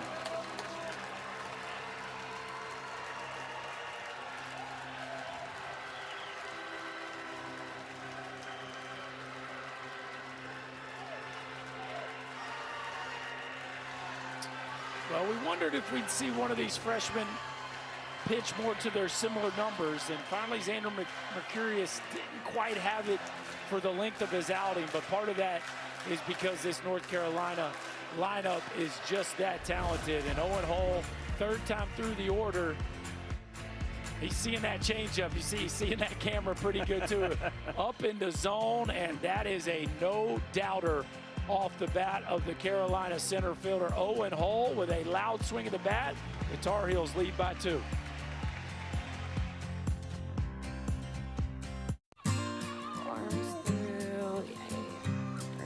Okay, go up there. Go, go, go.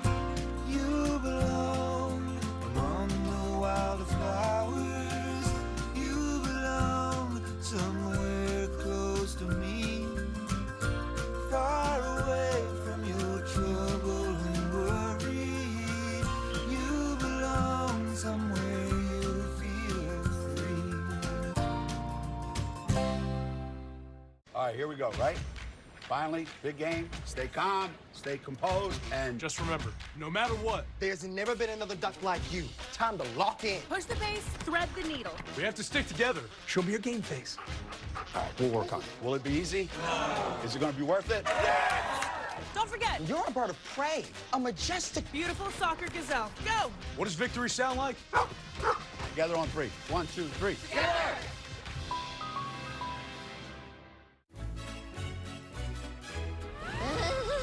James? Okay. Okay. Hello, Wendy. Plutôt goûte à la bikini?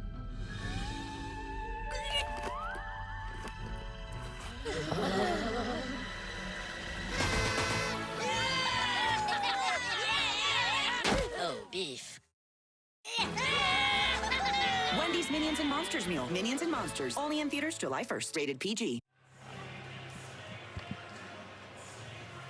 Xander Mercurius' day, the freshman is over 4+ innings, and there are the rest of the numbers, 8 Ks, and it was as amazing a start as you've ever seen. He struck out 6 in the first 2 innings and had 8 at the end of 3. But we got a new pitcher into the game right now. It's the junior Jason Bowden. After the 26th time all have been out of the bullpen for Bowden. It's a mid-90s fastball, 2 different breaking balls, and a changeup. Has yet to pitch in this College World Series. Just saw an Owen Hull smash to right. He's got 2 of the 3 Carolina homers at the World Series, and now Gallagher looks at one down, pops out of the glove of a chance.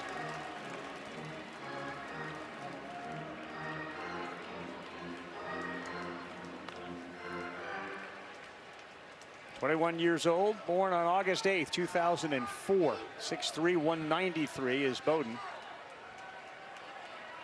Nobody out in the 5th inning with Carolina in a must-win situation. 1-1 as Gallagher was underneath the slider.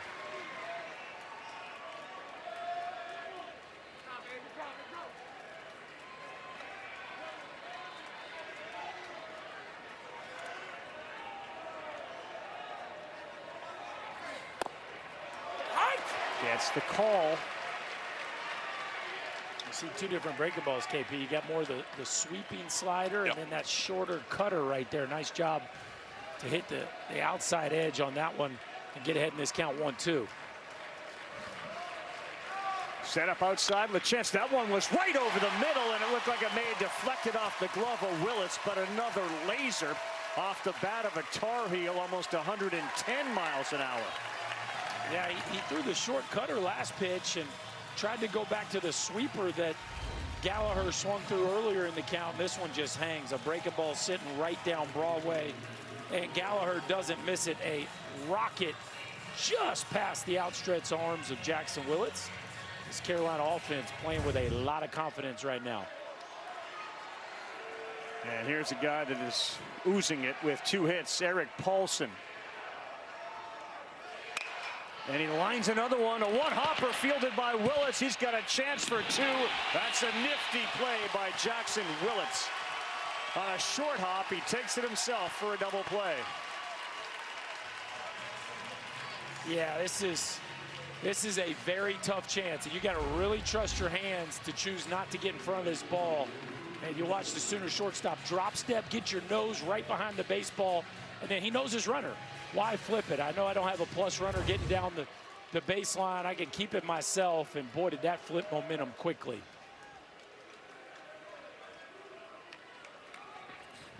Ball. You guys thinking about when they go to Glauber? We're into the bottom of the 5th after this. That was another run of insurance. It's a 2-run lead.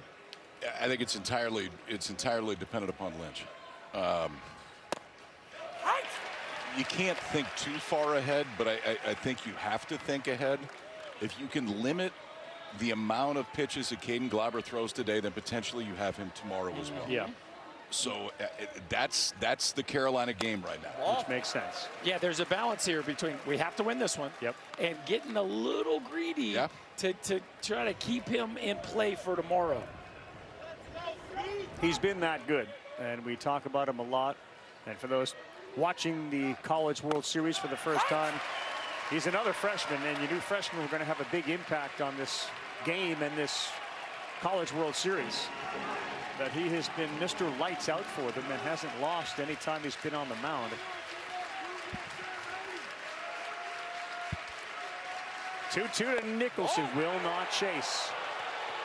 If you ask Scott Forbes, what he'd like to see is his offense put a 3 spot on the board and make it a much easier decision. Righties against Bowden, hit .429 against his cutter and .176 against the slider.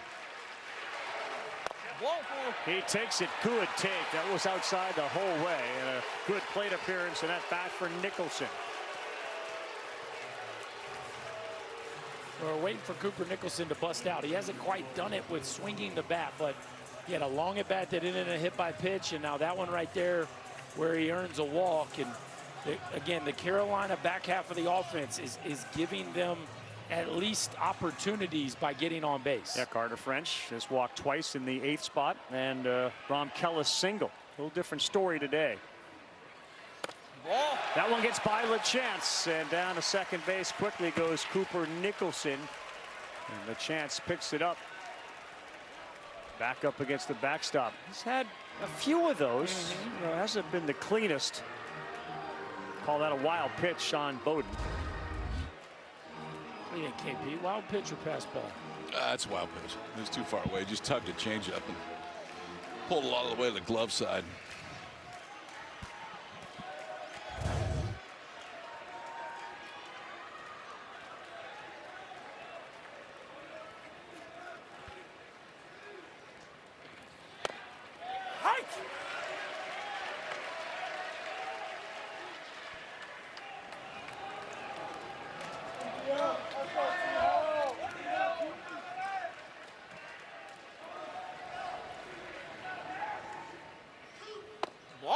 Just cannot emphasize enough how important it is to keep stacking runs for North Carolina. I mean, and again, in any game, but especially this game, KP, where you're talking about the tension of when to put Caden Glauber in the game or how much longer you can go without him.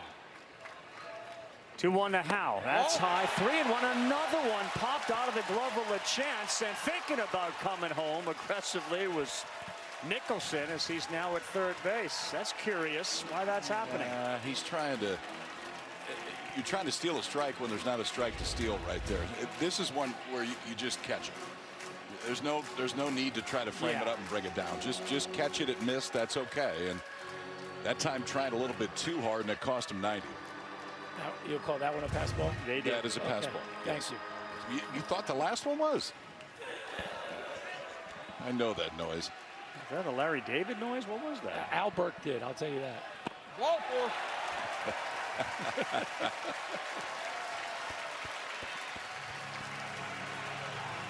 Well, to Berkey's point about stacking runs, they have a 2-run lead. You see what the offense has done in the first game, second inning or later, and how it's turned today. You have a number here. Carolina is, guys, 48-1 when leading by multiple runs, which is the best in Division I. That's the Glauber factor. The only loss came in the Supers against USC when they led 5-1 and ended up losing 9-5. Not a small sample size. Whoa! 48-1. Yeah. All year long, the strength of this Carolina team has been their bullpen.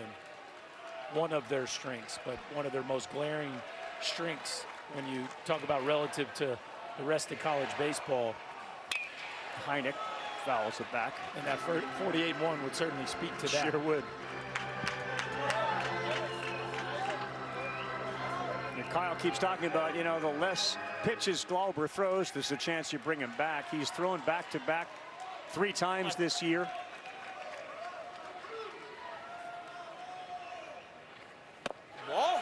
Bowden struggling to find the strike zone against Heineck, who was up with the bases loaded in the 3rd inning and struck out to give Mercurius another round on the mound. 2-1, 2 strikeouts for Heineck.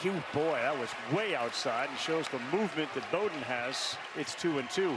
That's also a hitter selling out to a heater right there, just trying to catch one out in front.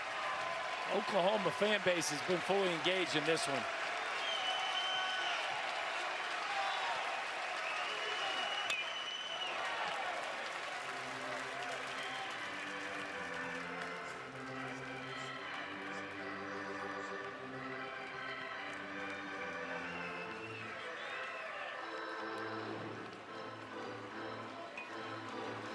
Jason Bowden on in relief for Xander Mercurius.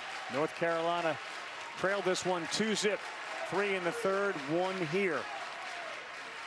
And he chased another one, and he is gone. 3rd strikeout of the day of Colin Heineck.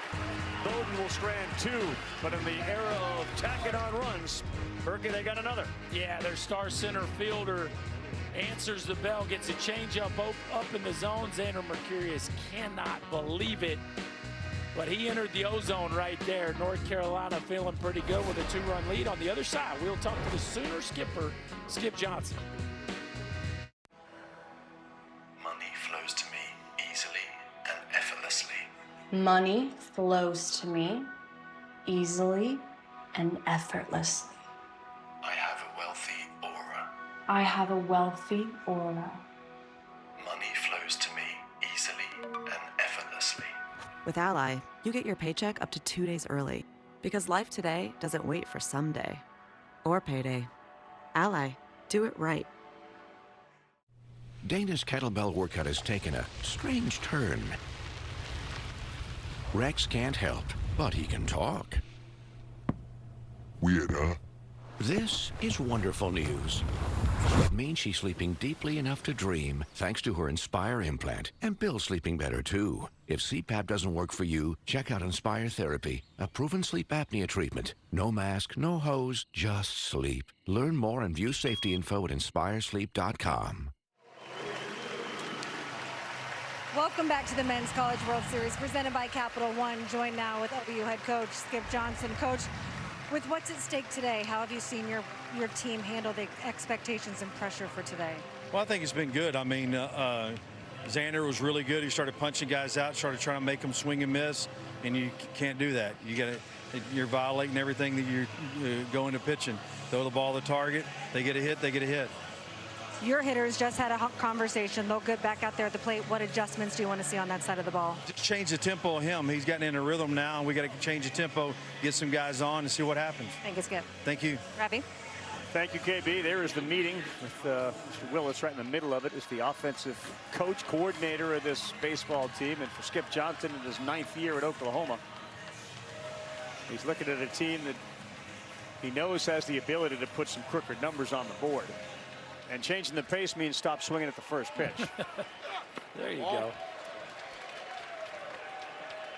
But I think part of Reggie Willett's frustration in that inning was he's had a team that has displayed so much feel for the game and baseball IQ throughout this run that they've been on. And so for them to go up there and make 3 first pitch outs in an inning, especially after their own guy had been on the ropes, I think was surprising. And clearly he didn't manufacture that with signs, but it looks like now he is. Yes. Fake bunts here to start this inning. Yeah.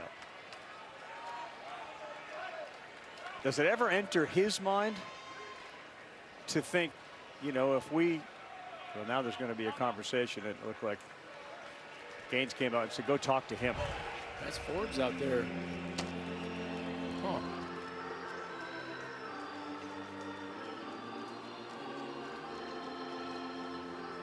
What is it, the mound? What we got here? He saw something. I don't know what it was yet, but he saw something. He may have just signaled to the trainer, too. Yeah. Oh, yeah, no, it's with Lynch.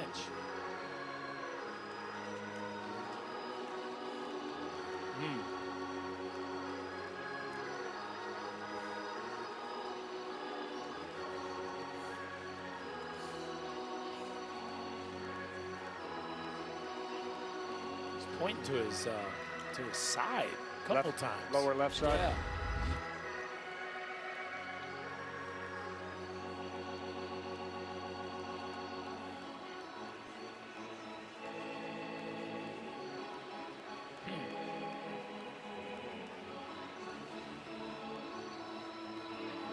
Yeah, right there. Yep. Yeah.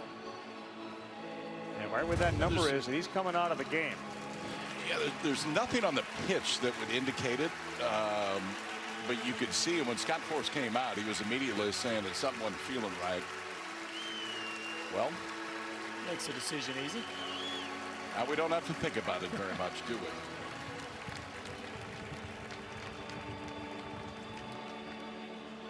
The assumption is that guy, Caden Glauber, is coming into the game. From the Jersey Shore to South Carolina to Omaha, Nebraska, and a chance to help Carolina force a Game 3 when we come back to the College World Series. LL Bean boat and totes are stitched by experts in Maine to be by your side every trip outside.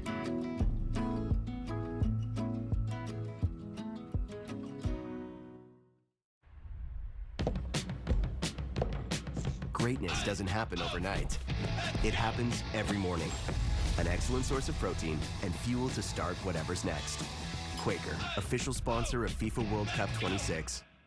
There's a lot of science that goes into making sure this helmet protects me. The same is true of the Colgate Total Active Prevention System. It's 15 times more effective at fighting the root cause of oral health problems. Try the Colgate Total Active Prevention System. Prevent problems before they start. Go ahead, crank the volume. We got you. USPS has increased daily package processing capacity by 46% in the past 5 years. And with USPS Ground Advantage, your packages stay in our secure network, dock to door, nationwide. For full visibility, near real-time tracking, affordable pricing, for peace of mind. USPS Ground Advantage.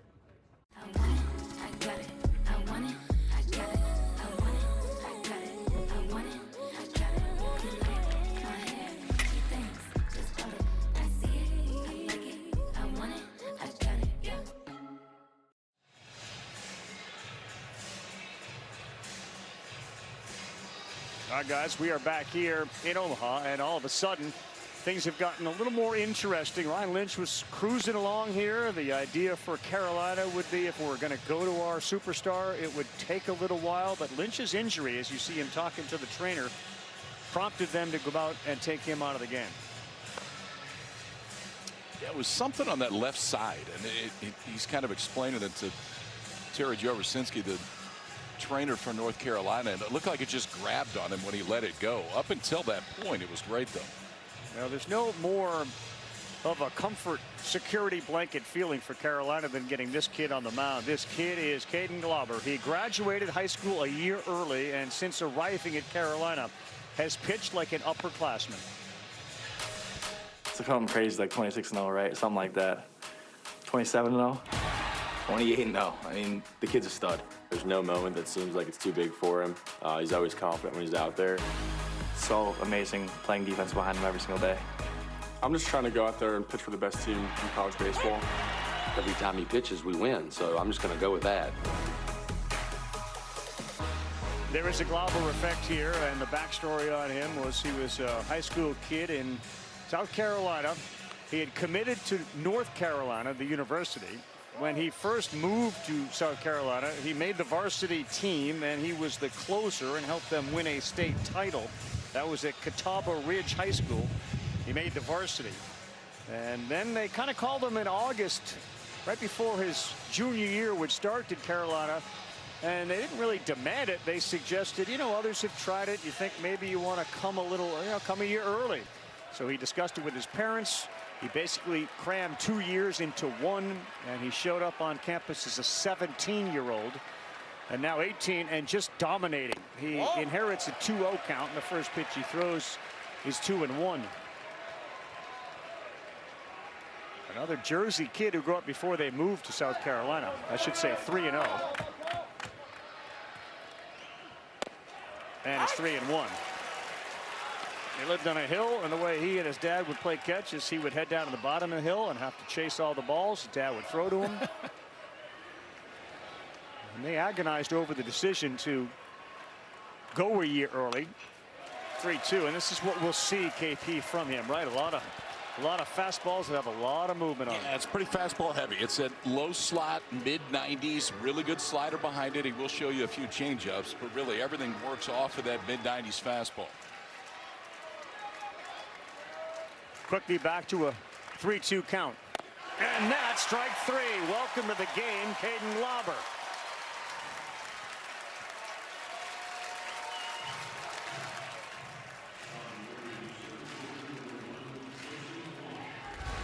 I don't think I've ever seen somebody change grip this late when he's going. I mean, he is spinning the ball in his hand as he starts to go. Not when he's in his set position, but literally as he's going to home plate, grips that slider and rips it for the strikeout. Jason Walk hasn't seen the first pitch he doesn't like, and he swings through that one. It's 0-1.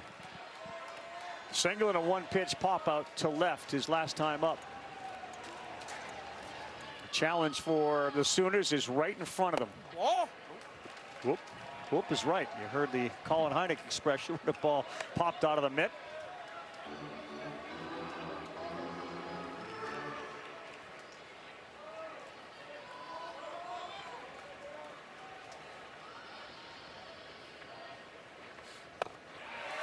Yeah, he dots the corner.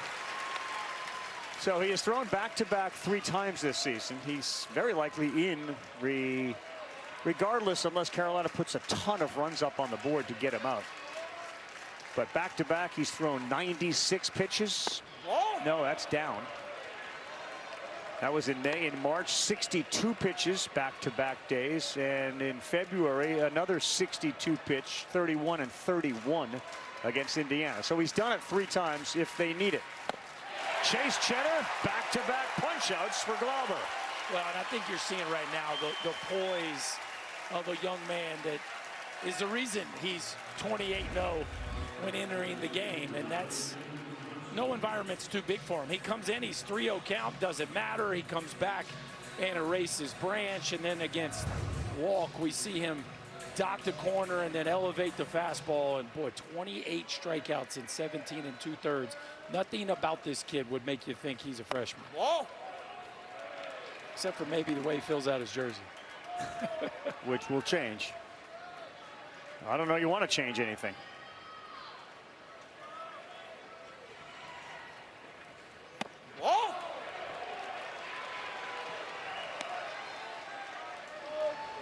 His dad Keith, who was his first and longest influence on the game of baseball, a 9-year minor league career, 15 big league innings for Keith Glauber, and that was with the Cincinnati Reds. When they give him a day basically in high school to say, okay, you're gonna go ahead with 2 years in one day. You try it, see what it's like. And the parents were a little skeptical. And Caden said, I got it. I'm good. Respectfully, I'm doing this. They've learned to trust him. And why wouldn't you?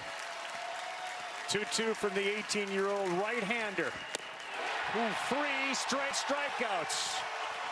Caden Glauber announces his presence with authority. As advertised, gentlemen. One of the best freshman arms in the country who should have just graduated high school. Instead, he's on the biggest stage in college baseball. 96-mile-an-hour fastball strikes out all 3 that he faces, and Carolina leads it to the 6th.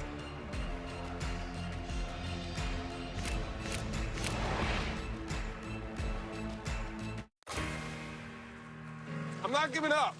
Richard, I am selling the building.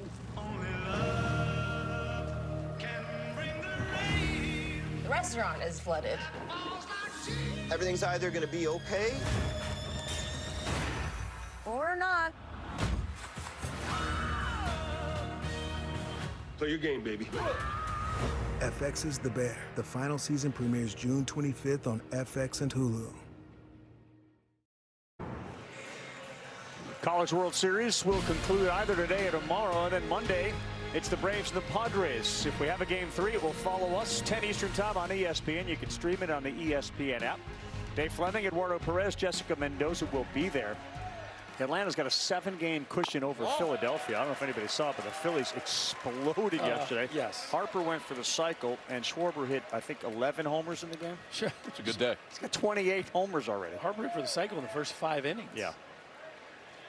Back here, Glauber in. He strikes out the side once he got in, and it is 4-2 Carolina. We're in the 6th inning. If North Carolina wins this, we'll have a Game 3 tomorrow at 7 Eastern Time. Carter Frunch, the right fielder, made one of the better catches we've seen in a few years here in Omaha, up against the right field fence yesterday. And Jason Bowden, who came on for Xander Mercurius, misses to fall behind 3-0. How do you manage the game on the other side? You got a kid that's never lost, 28-0. He's 11-0. You're down by 2. Are you starting to think about saving bullets for tomorrow when it comes to the mound? Yes. Yeah, I think you absolutely are. So you're saying well, I think the dilemma if you're Oklahoma is you can't let this game get so far away from you that they feel comfortable enough to take Glauber out of it. So I do think plus your offense has been so hot, KP, you want to give them a puncher's chance here down the stretch. I agree. No, I don't disagree with you. And you don't go into the punt formation, but you also, you're managing the scoreboard right now, too. For sure. 0-1 to Kellis.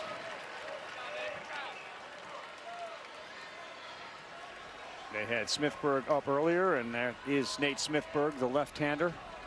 He's up again for Skip Johnson. In there for a strike. That was interesting. I know he hit into a double play his last 2 at-bats, but I like the way he's been swinging the bat. That looked like a called sacrifice. I know you got Schaffner and Hull behind him. He hit a missile, too. Yes. Oh, he chased up top. That was one of those sliders that we've seen so many times swung on and missed because it stays inside. And Bowden picks up the punch out. Hanging sliders don't work. Backup sliders end up like this, to where guys are expecting that pitch to break. It just doesn't. It stays there right there, and he swings straight through it. So with Kellis retired, the lefty Schaffner is coming up, and the lefty specialist in the Oklahoma bullpen is Smithburg, and it feels like Skip Johnson is calling that number. Yeah, this is one of those deals, too, where even though Schaffner and Hull do a nice job versus left-handers, Hull especially, Smithburg is a very different look. He's coming into the game. It's 4-2 Carolina with 1 out in the top of the 6th.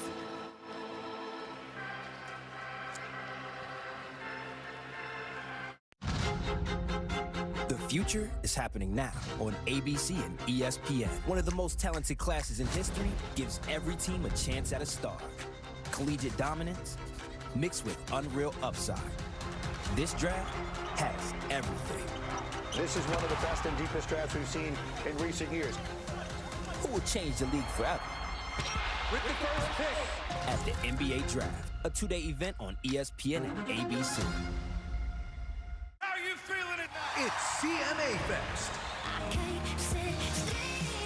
With sizzling performances by Lainey Wilson, Luke Bryan, Jelly Roll. Are y'all with us tonight? And rockin' collaborations. Russell Dickerson featuring Fetty Wap, Gretchen Wilson featuring Ella Langley, and more. Plus, the can't-miss reunion of Florida Georgia Line, the music event of summer. Let's go CMA Fest. Presented by SoFi. Thursday on ABC. Next day on Hulu. Where else would you want to be on this day with the man who raised you? Dads, granddads, stepdads, godfathers, adopted fathers, and coaches who become second fathers in the Omaha summertime with the national title on the line. Welcome to Earth's greatest Father's Day celebration. It is that for sure, and for all those that are on a crew and not able to be with their kids or spend time with a father here, we extend from all of us at the ESPN family to our dads a happy Father's Day. And images from across this stadium, about 25,000 or so. You see dads, daughters, dads and sons enjoying this College World Series. We get a pitching change here, and as Smithburg continues to warm up, send it down to Chris. Also a special Father's Day for Scott Forbes. His dad, Harvey, is in the crowd today. He was recently diagnosed with pulmonary fibrosis, of which there is no cure for. So Scott Forbes just appreciated that he's able to spend some extra time with his dad and that he was able to be physically well enough to be able to come here and spend this Father's Day in Omaha. He was the one that pushed him into coaching. When Mike Fox gave him a call and said, hey, I want you to be a volunteer assistant, Harvey said, go get him. Like, you don't need to follow the family business. Go do this. You'll be great. Go do what you love. And pretty special they get to do this here in Omaha together. Oh, my goodness. For sure it is. So lefty sitting about $165 against Smithburg on the mound. And you can kind of see why. Yeah. Well, and Carolina goes left at the top. And so you bring Smithburg in right here. You can see that low slot, good breaking ball as well. But it's short stints this year, but it's intended for lefties. This one is going to go into the seats. Yeah, it's a tough look for left-handers, but two left-handers here in Schaffner and Hull that do a really good job of letting the ball travel. Feels like you're going to have to get them out with the breaking ball or be able to run it in under their hands. Lefties do not have a hit against him in the tournament, but these are two of the better lefties. That's way outside. To finish the story that Chris was telling, he was actually cutting his lawn when he got the call from Mike Fox. Coach Fox, they've been together for a long time, and then Fox retired. But he likes the blueprint. He knew how to run a program, and there's a big Mike Fox influence on Scott Forbes. He said even in our down years, we felt like we had a chance. He's also got a Nick Saban quote on almost every document he sends, which is, you remain successful as long as the commitment to the process of remaining successful stays in place. It's working today. I almost hit him. Boy, late break. It's 2-2. And again, you don't see anything on that front side from Schaffner flying open. Just has such a short swing. He never looks like he's in a hurry, even when he's facing a tough left-hander. He went fastball at 91. It's 3 balls and 2 strikes.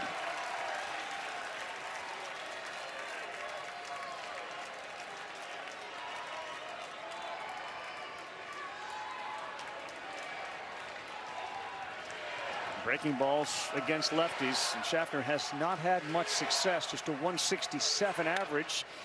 Fastball there, and he's able to foul it off. Fastballs against lefties, and again, this is a small sample size, but he's had pretty good success. Yeah, you feel like you're going to have to get him out on that breaking ball or the fastball in again, because he just does such a nice job on the outer third. French leads off first. Next one is spoiled at the plate. Good at bat going right now from Schaffner.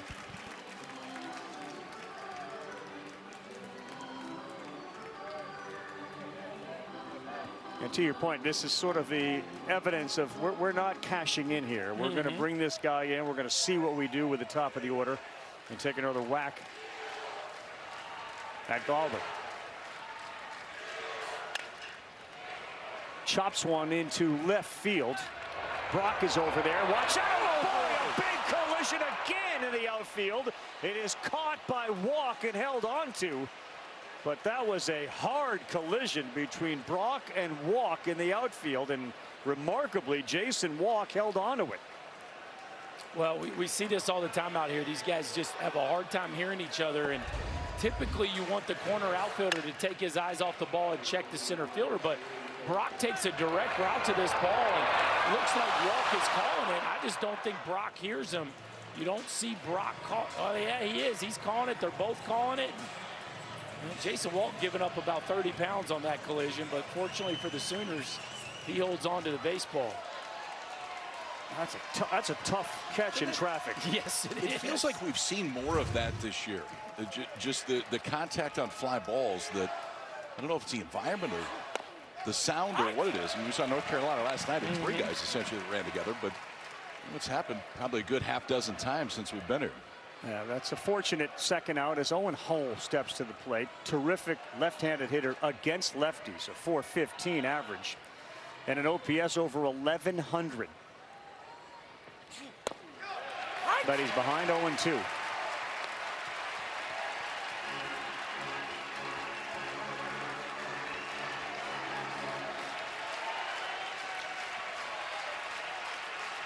He was nearly involved in one of those collisions last night when his middle infielders converged in center field. And that is a slow roller, and it's a good thing it rolls foul for Oklahoma. That's an easy hit for Hull if it stays fair.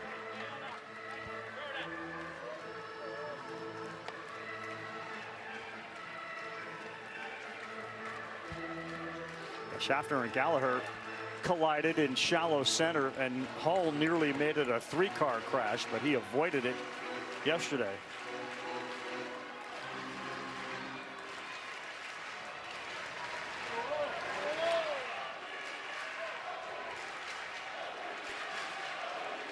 Hull hit a hard liner in the third that was caught. He hit a homer that was also caught by a fan in right.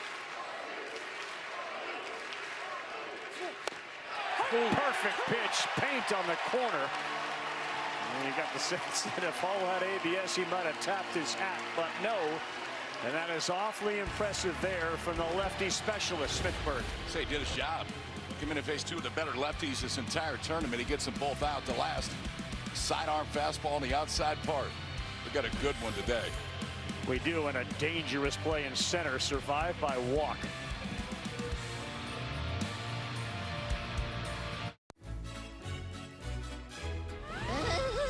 James?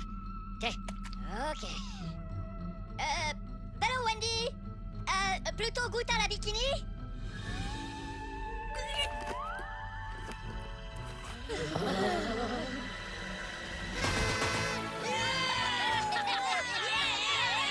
Oh, beef. Wendy's Minions and Monsters meal. Minions and Monsters. Only in theaters July 1st. Rated PG. T-Mobile has the best network. That's why there's no better place to get iPhone 17 Pro on them. Hold on. We should have music. You gotta feel it. I should dance. This is big. At T-Mobile, get the incredible iPhone 17 Pro on us. If you have moderate to severe eczema, Dupixent can help you feel the heal. Some adults saw fast itch relief after first dose and long-lasting clearer skin at 1 year. Severe allergic reactions, including skin reactions, can occur. Get help right away for face, mouth, tongue, or throat swelling, wheezing, or trouble breathing. Tell your doctor right away of new or worsening eye problems like eye pain or vision changes, skin symptoms, joint aches and pain, or a parasitic infection. Don't change or stop other treatments without talking to your doctor. Ask your doctor about Dupixent.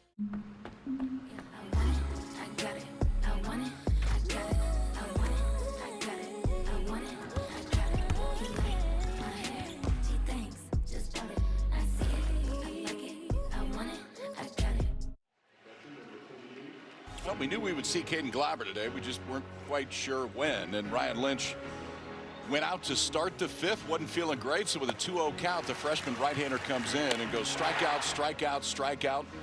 Elevated fastballs at 96, and now this is his game if you're Carolina, just to see how far he can go. First pitch swinging, Dayton LaChance. Pretty good matchup here, power on power. And the game has always ended well for Carolina when he has pitched.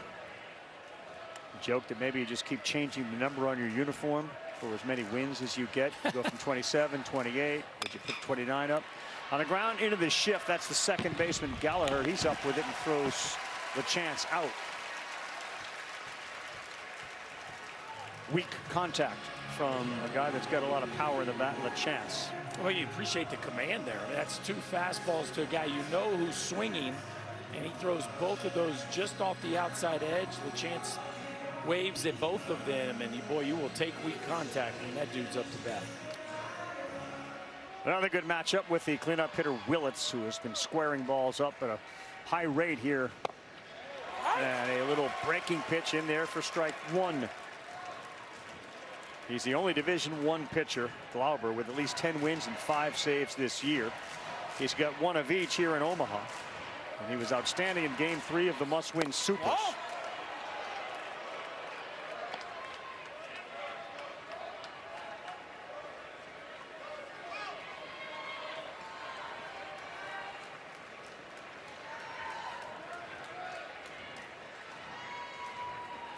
Oh. 2-1. Brendan Brock is the only guy that has a hit for Oklahoma since the first inning. It was a single in the 4th. Other than that, no hits in the 2nd, 3rd, 5th. That's a perfect pitch, 2-2. Boy, it's just so impressive how he can shape that breaking ball and start it off the plate to lefties and wrap it around the edge, or he can start it right down the middle and get it to their back foot. It's very mature command for a young pitcher. Called strike 3. Give him 4. Glauber just into the game. He has faced 5. He's punched out 4. Watch the reaction of Willits on this one. So this is a backdoor breaking ball. He gives up on it, comes, steals a strike on the outside part of the plate. Now we're going to rip 95, the 2-seamer that just tails away and catches the upper part of the zone. Berkey, you said it, the ability to control that breaking ball on the outside part of the plate just creates so many more options after it with the other 2. Gamble, line shot past the third baseman Nicholson. He rounds and puts the brakes on there, but the first hit that Glauber gives up is a shot past Nicholson, who was a little bit off the line. Yeah, and playing in, you're not going to catch that ball with a left-handed hitter up typically from a position standpoint, but interesting against Gamble that they had Nicholson playing in there. Not surprised at Oklahoma going up there aggressive against Glauber. He's just so difficult with 2 strikes. I think you need to go up there hunting something early and try to be aggressive. Here's Brock, swing away from tying this game up with 2 down. And they are aggressive on a 95-mile-an-hour fastball from Caden Glauber.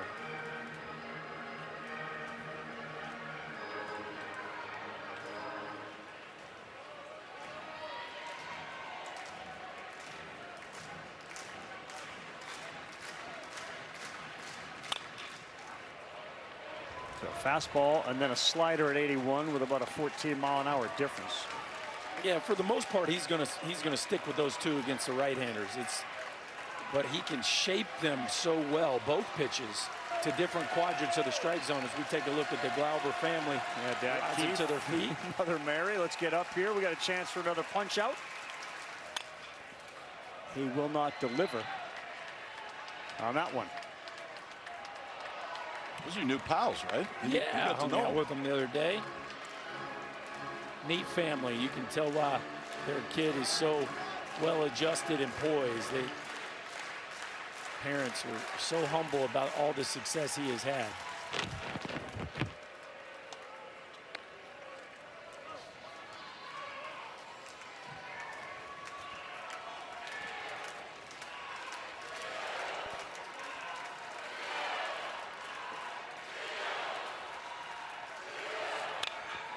Another hard one. That time it was caught by Nicholson at third base for the out.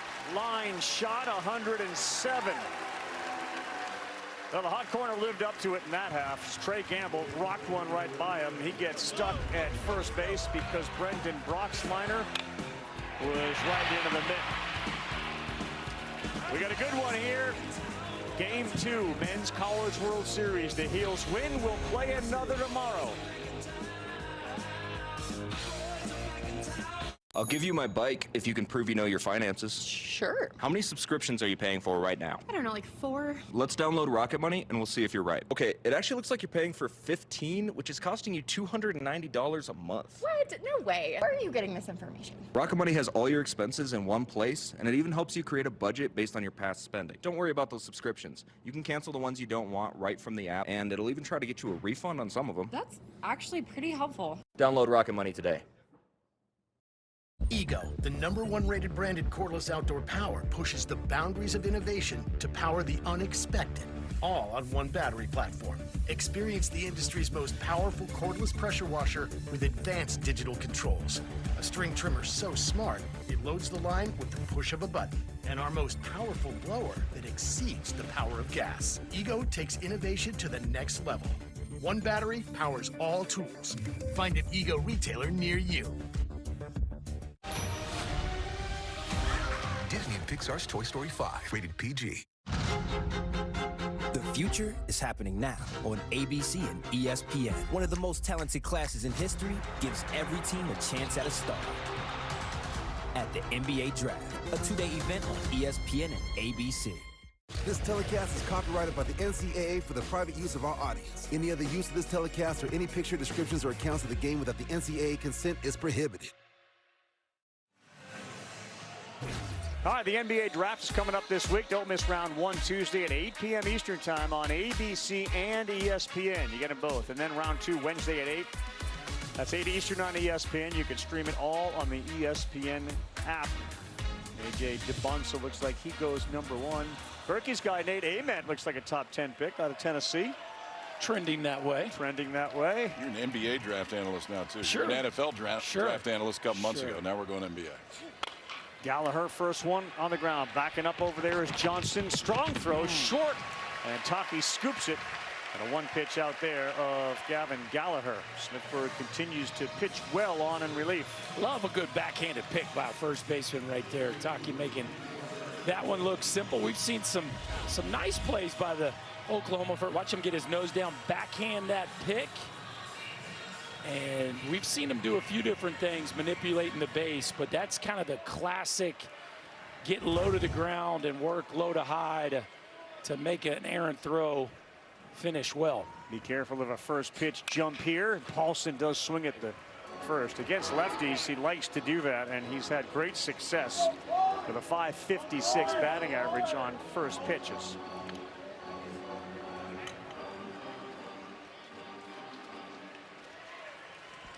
Started this game off with a couple of singles in his first 2 plate appearances, and then a 6-3 double play. Ball.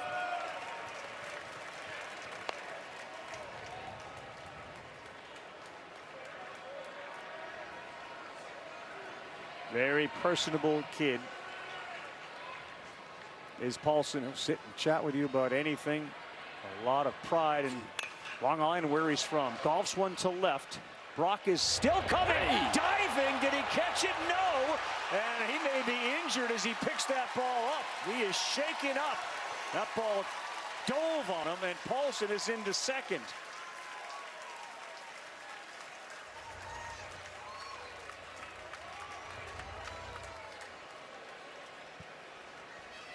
He didn't get a great read on it, and you could tell he certainly is in pain with the left arm shoulder area. Wrist.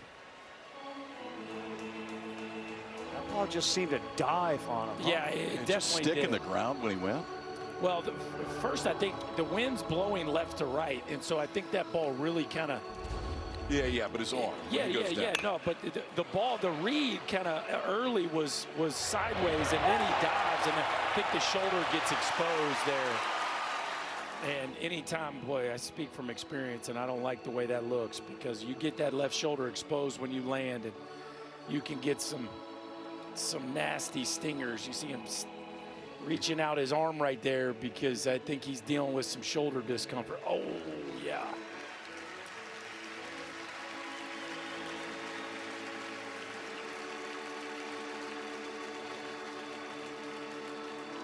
But I'm with you, Rav. I think he was working horizontally there, and then that ball just died on him, and he had to go in hard. His shoulder is not feeling great right now.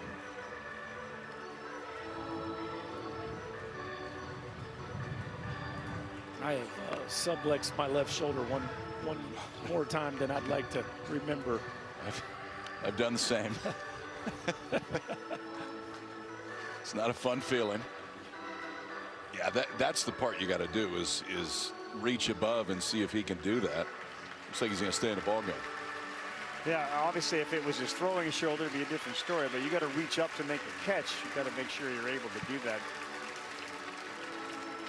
Tough kid, tough play, and another on the other side hit for Paulson, who's got 3 of them today.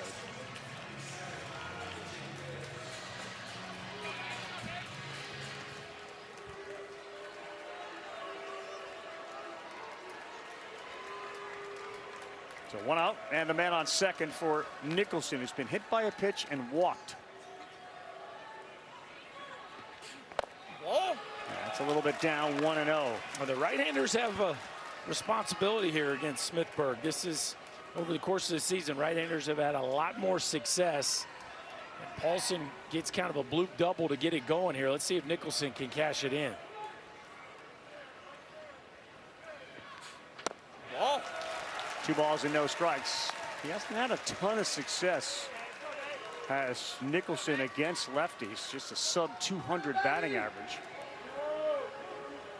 Paulson over 300, and he delivered again. That is some security out there if they can get him in on second base. Ball.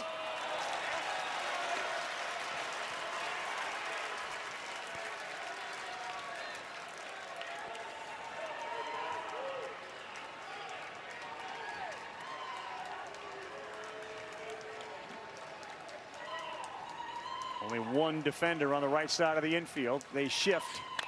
He swings at it. 3-0 green light for Cooper Nicholson. I like it. Scott Forbes trying to get his third baseman going. Again, this dude has as much raw power as anybody on this team. And they're just waiting for that one big swing of the bat.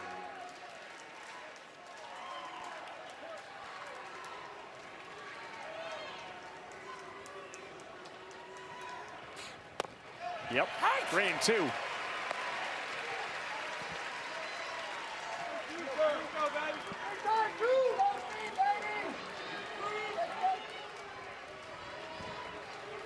Cloud cover starting to break up. You can see some shadows on the field, which we haven't seen all day. As the 3-2 to Nicholson is lifted to left, and it is deep. Did Cooper Nicholson go yard? Bang into the wall, and it goes over for a 2-run home run for Nicholson.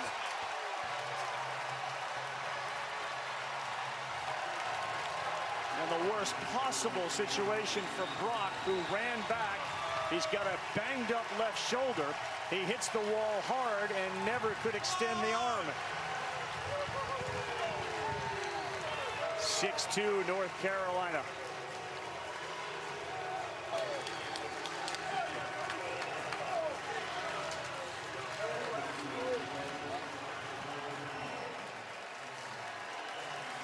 You said it, Berkey. 3-0 green light, trying to get their third baseman going. He's got more homers than anybody, 17 on the season. And now it's a 4-run lead. Yeah, he just kind of felt like the do factor was high for Cooper Nicholson, and he finally cashed one in. And boy, some much needed breathing room, boys. 4+ run lead. They have been almost unbeatable. Good for Nicholson, who has not had much success against lefties, but goes yard here at the World Series. Oh.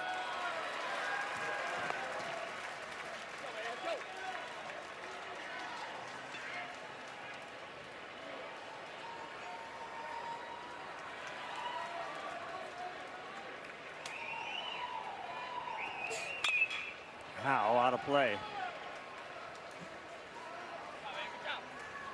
Now, with Glauber on the mound, it looks more and more of a likely game 3. It does, and you can see double barrel action down that Oklahoma bullpen right now. But I don't think you can consider going to anyone else at this point if you're North Carolina. Right. Not right now. I know you would like to, but 2 more maybe. Not yet. 2 more runs. I don't think I could do it. I really don't. The concept is if great. it's a 10-run game, maybe. It would just be unsettling to know that he doesn't control a piece of it anymore. Swing and a miss from Howe for the second out.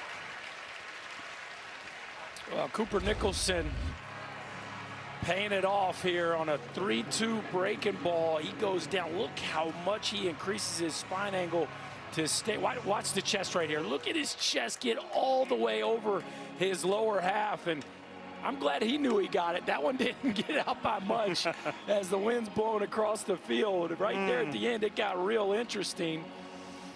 But at the end of the day, it doesn't have to go over by more than a foot, and he's out of it looks like Smithburg's going to be out of the game, but Cooper Nicholson out of that power slump that he's been in. The ball will find you. Brendan Brock just popped his shoulder or had some pain there, and then he whacks himself into the wall after the long ball. Pitching change here. Mason Bixby coming in.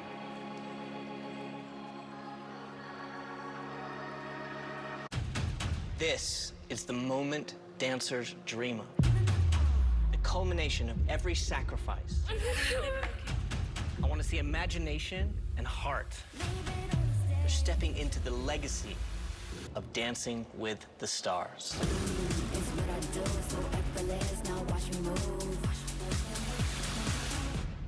Are you ready?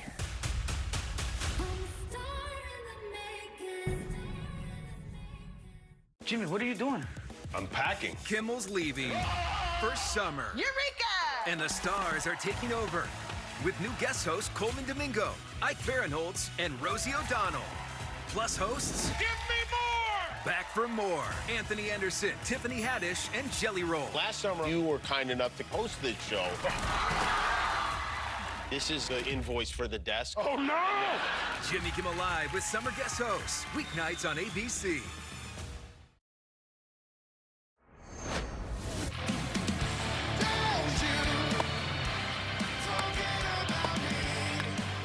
And that is a fair ball, a triple for Jake Schaffner.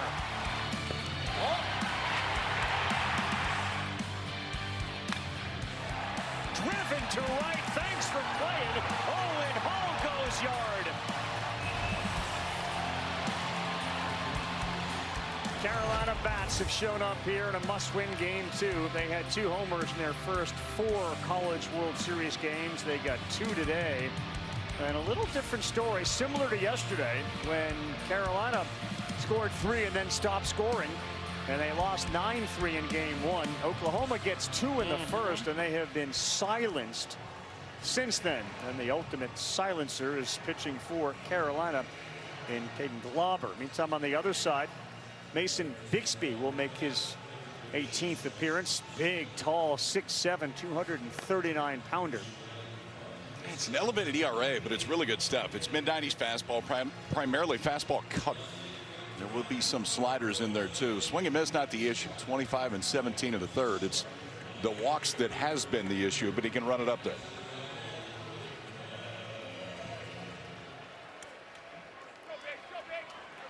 So 2 down and a 6-2 Carolina lead. 2 in the inning, and here's Heineck. He has struck out 3 times, and that one is foul. That's what North Carolina wanted, boys. They got through the first 2 innings and felt like they were feeble at the plate, and then all of a sudden, the Jake Schaffner triple led to 9 men coming to the plate in the third. They've seen the ball go over the wall a couple of times today. This one to center field, walk. Makes it look very easy out there. But all of a sudden, the Heels are feeling very good about themselves because 27 is on the bump. The team is 28-0 when he pitches. And it never hurts when a guy who's scuffling a little bit goes yard and enters the chat.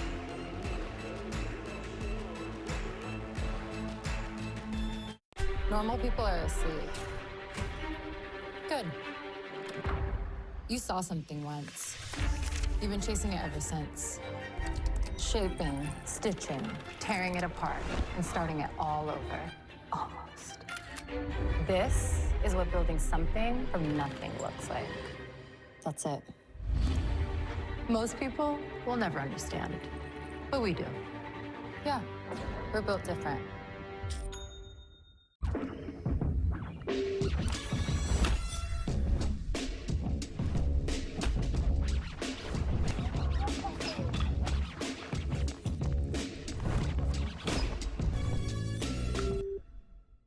Whoa, what is that?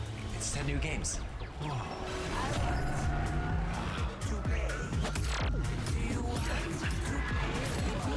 Grab a summer season pass and lose yourself in 10 new games. Only at Dave & Buster's.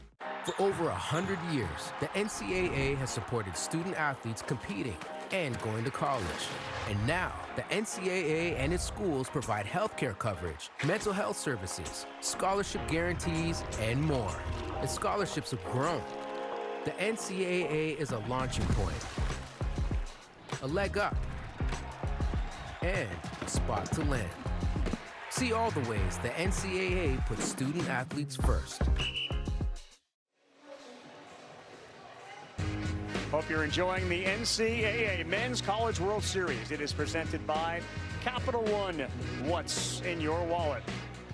Now recapping the game, OU struck first in the first with 2.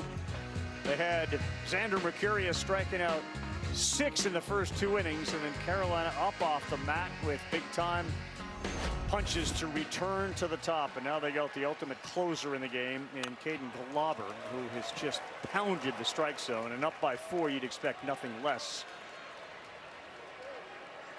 Gave you the numbers on the back-to-back 3 times this season.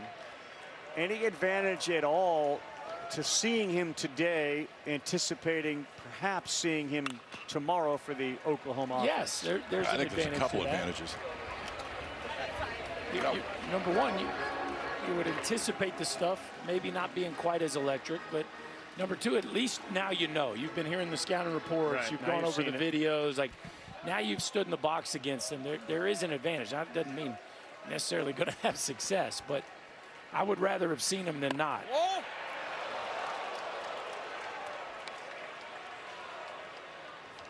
Is there a number with regards to pitches that you would feel comfortable with in him returning tomorrow, or you just want to win the game? We'll worry about that tomorrow.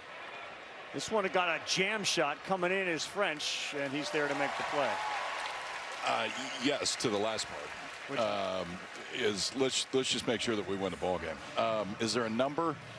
I don't know. 35, 40 kind of seems like a max. I don't. Everybody's built different too. I mean, you don't know how certain guys react and come back the next day. And I'd be surprised if it's more than 40 to 45 if we see him tomorrow. And if you do, it'd be in a very short stint.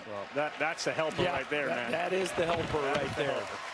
And the game within the game right now is, guys, it doesn't matter if we don't score. What we can't do is make a bunch of quick early outs. You're trying to accomplish a few things right now. One is score runs. The second is drive the pitch count up. 96 against NC State, back-to-back. So it's a pretty big 40's number. about the max. At least what the max has been at this point. On the first day. The second day was not a small number. Yeah, that's a big number, and very encouraging if you're on the North Carolina side of things.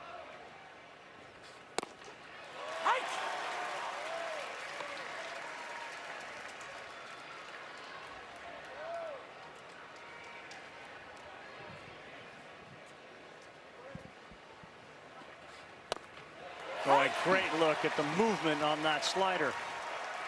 Flat angle of attack as it gets to home plate, looking like the heater, and then just a left turn to the edge. Working quickly and absolutely destroying the strike zone. for Branch. And he is gone chasing. Glauber's doing exactly what he needs to do. It took him 8 pitches to get through that half. And since he has come in, we have seen now 5 strikeouts, just 1 hit.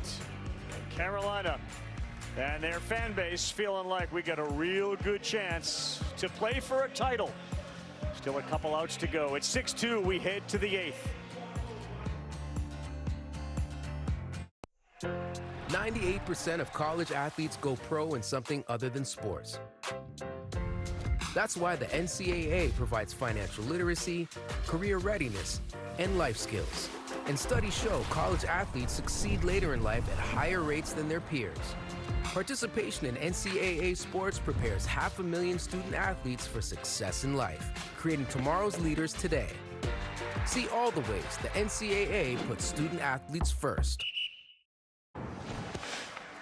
Well, the Caden Glauber effect is in full effect so far. Since a freshman has come in, he's showed you why he's one of the best freshman arms, not just freshman arms, one of the best arms in the entire country. Fastball's been mid-90s, controlled the breaking ball when he wants to. Scott Forbes was talking to him after the inning, last inning. I wasn't lip reading, but I think what he said was, thank you for graduating high school a year early. It is benefiting all of us right now. Something to that effect. It was similar. There is Carter French. Oh.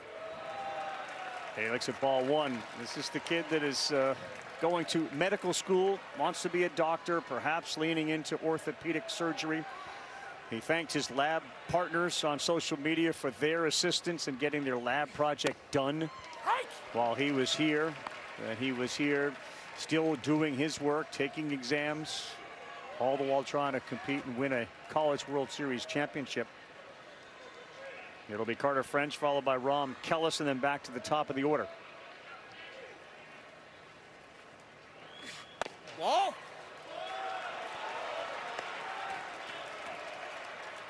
Two and one to the 4th pitcher used today for Oklahoma. Mercurius, Bowden, Smithburg, and now Mason Bixby.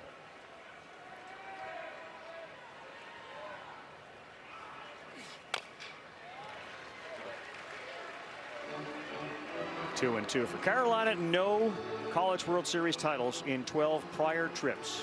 They also haven't lost back-to-back games since March 6th and 7th, which is really a unbelievable statistic. I mean, they hadn't lost a series since then. March 6th and 7th, and then never 2 losses in a row. Ball.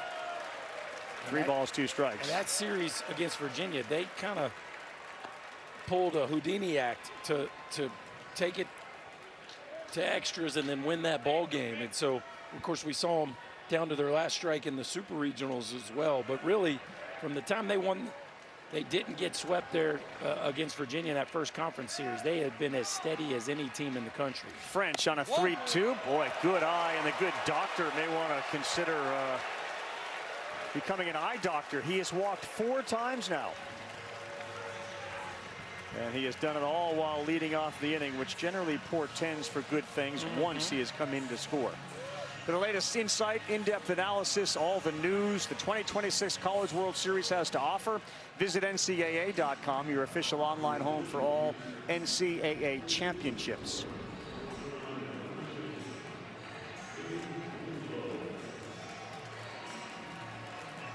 North Carolina has brought in a guy that we have seen quite a bit. Macon Winslow will bat for Kellis, who struck out his last time up. So the margin for error for these guys is very small.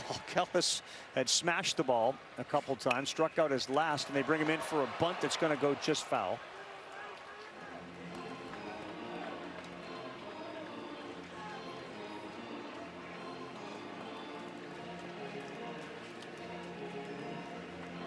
I think it might have crossed Scott Forbes' mind the last time this situation was up that maybe Rom's not the guy we want to bunt. So if Carter French gets on again, they'll go with Winslow. And he's just trying to give opportunities to Schaffner and Hull every chance he gets. This is a Duke transfer, and there's a story that goes about making Winslow. There was a ball that ricocheted off the cage. It hit him in the eye, and it caused him to miss some time. Oh, boy. That thing was just close enough to the eye to be very uncomfortable. Oof. Coming right into your living room right there. And I don't actually, that wasn't as close to his face. It was almost the bat ricocheting back that hit exactly him. what it was. Yeah, he does pull back a little bit late, but then the bat almost throws him off balance. So when he missed time, he typed out a 6-page document called Hitting 101. Swing planes, batting stances, load and launch. He's going to try again, and that is not going to work with 2 strikes. So that plate appearance for making Winslow go spy the board. And a little frustration for Forbes down there in third.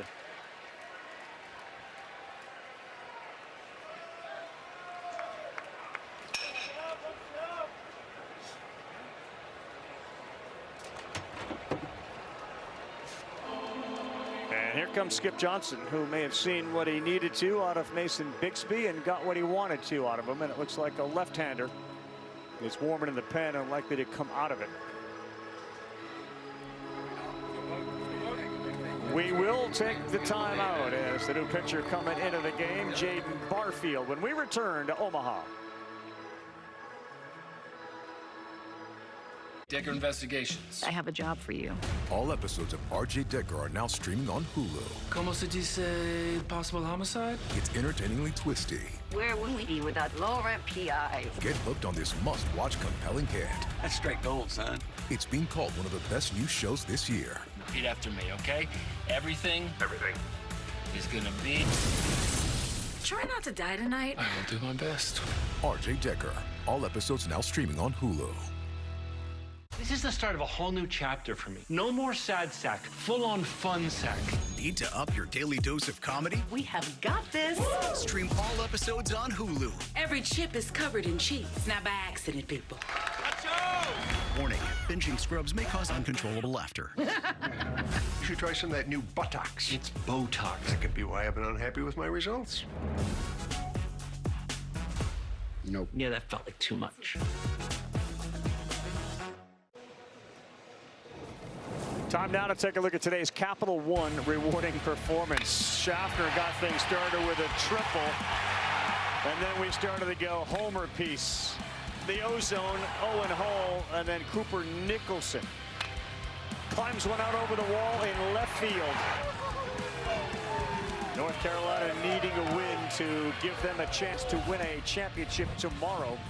Got a 6-2 lead, and we go to the lefty, Jaden Barfield. Haven't seen old JB in a while, KP. No, we haven't, and they haven't. For Jaden Barfield, he's thrown just 8 2/3 innings this year. He's thrown just 3 innings total since April 21st. Last outing was May 31st in the regional against the Citadel. But you go left at the top, and this is where Skip Johnson's going to try to play that matchup game, at least for the next 2 hitters. Out of Pearland, Texas, that powerful Pearland, Texas youth baseball community they have there. A whole bunch of travel teams. We've seen the Little League team from Pearland, Texas get to Williamsport and play in the Little League World Series a couple of times. Forbes came in. He had a couple of quick words for Schaffner.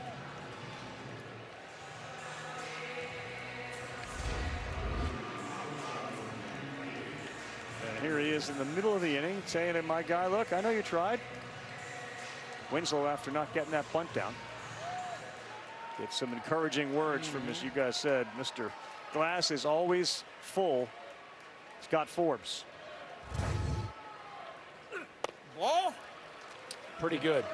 The positivity seems to never run dry with the North Carolina skipper.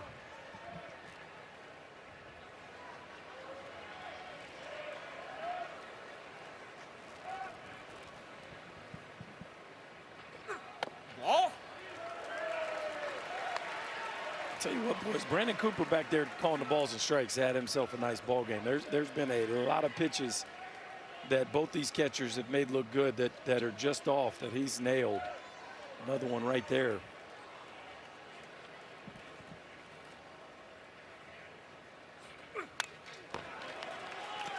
Schaffner was going dead red on a 2-0, and he fouled it straight back. From Louisville, Kentucky, by the way, Rev. I knew that was coming. coming. You knew that. I was waiting for you to follow up because I know you wanted me to say from. I was waiting, but you never got me there, so I just went ahead and took the shot. Schaffner is 4 for 8 against lefties in the College World Series, entering today on a 2-1. That got a little piece, 2-2, KB. We'll get to Chris in a second.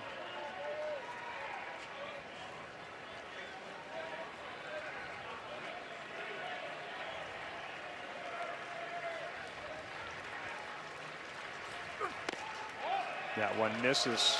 Schaffner's a multi-sport athlete. Remember, he was the kid who went to North Dakota State. They had a hockey rink in his backyard. He was skating since he was 2. And then he went football, hockey, baseball at Craig High School. What was your favorite sport? Whatever I was playing at the time. Whatever was in season. Yep. Kids still do that, huh? Yeah. Oh, yeah. That's kind of nice. Thank goodness. Thought about going to the University of Wisconsin for football. Got an offer there. That's a good take and a walk. Ravi, you mentioned the positivity of Scott Forbes, and it just seeps through this dugout, because even when North Carolina got down 2-0 in the first, Gavin Gallagher came into the dugout as the captain of this team, walked up and down saying, we need positive body language, boys.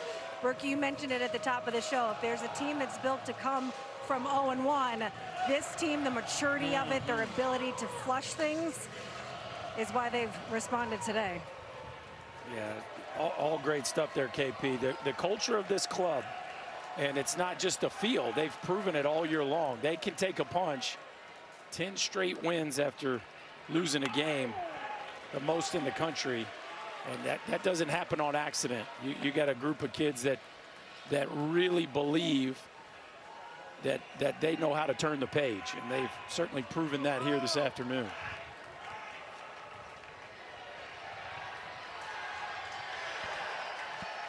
Owen Hall's an extra base hit machine as that one is in there to go 0-2.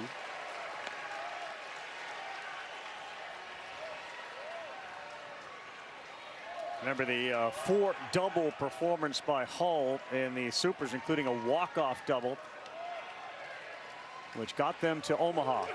0-2, close. Good frame there by the Chance, but he didn't get our home plate umpire to bite on it. It was actually a little better than he was trying to throw right there. He was trying to go off the plate. You saw LeChance move all the way off. He had to reach back across his body, and that just about clipped a piece of the zone.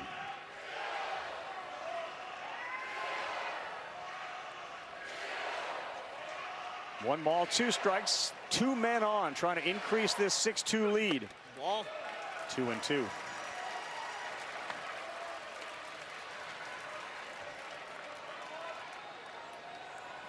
Think about Vance Honeycutt, Kane Kepley. Like, this is a position center field for North Carolina where there have been some stars before him. And the last commit from the transfer class of Carolina is this guy Hall, swinging wildly at one, and he is gone. That's his 3rd strikeout today. You don't see that very often from the ozone.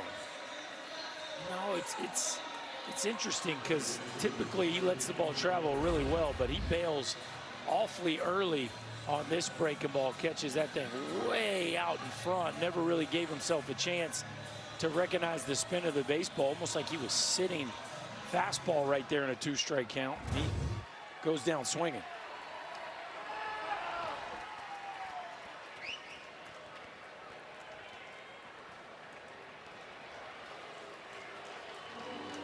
Skip's wearing out a path right now. And it looks like Jaden Barfield's day may be over as Gavin Gallagher, the righty, is coming up. We will take a timeout. Skip's trying to keep it right here at 6-2. Mr. Clutch Gallagher, when we come back, steps to the plate.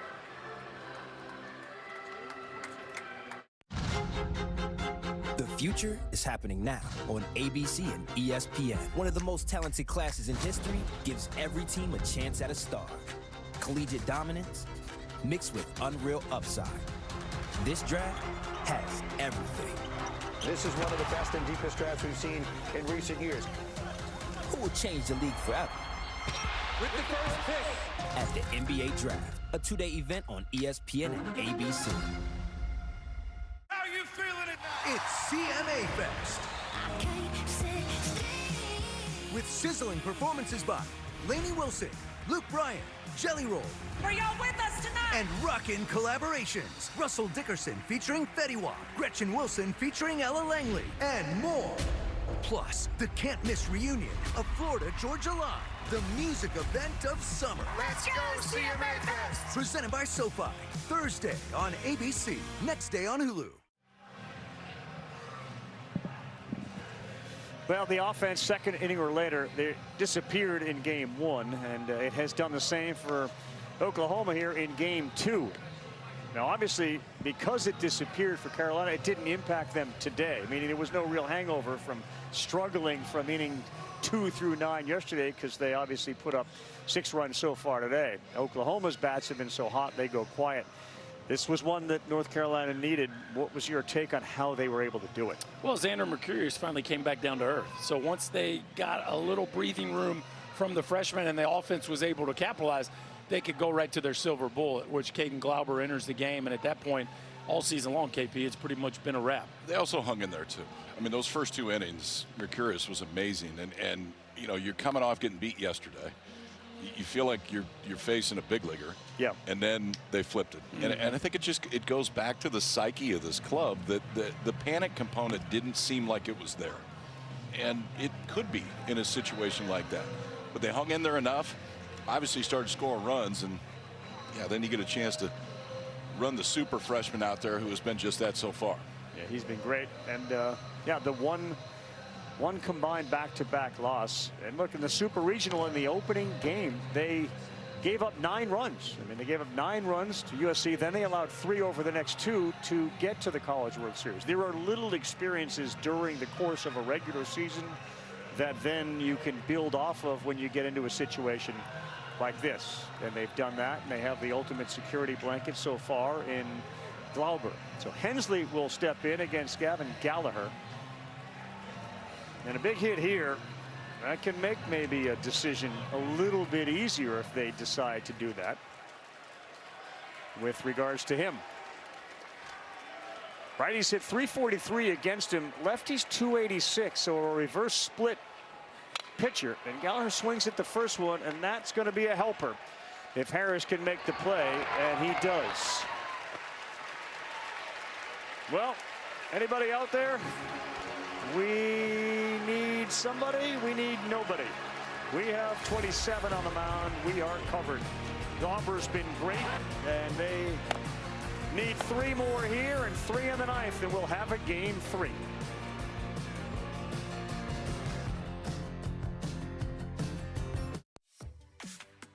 If you love to travel, Capital One has a rewards credit card that opens up a world of possibilities.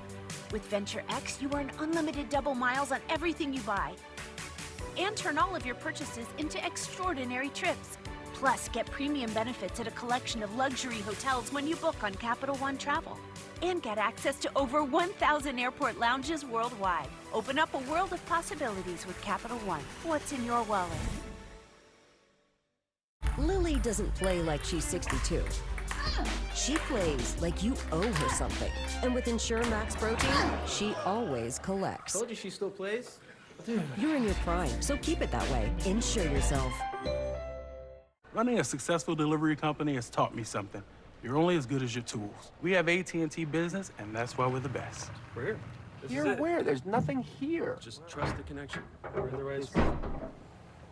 What? You guys are early. Yeah. I like that.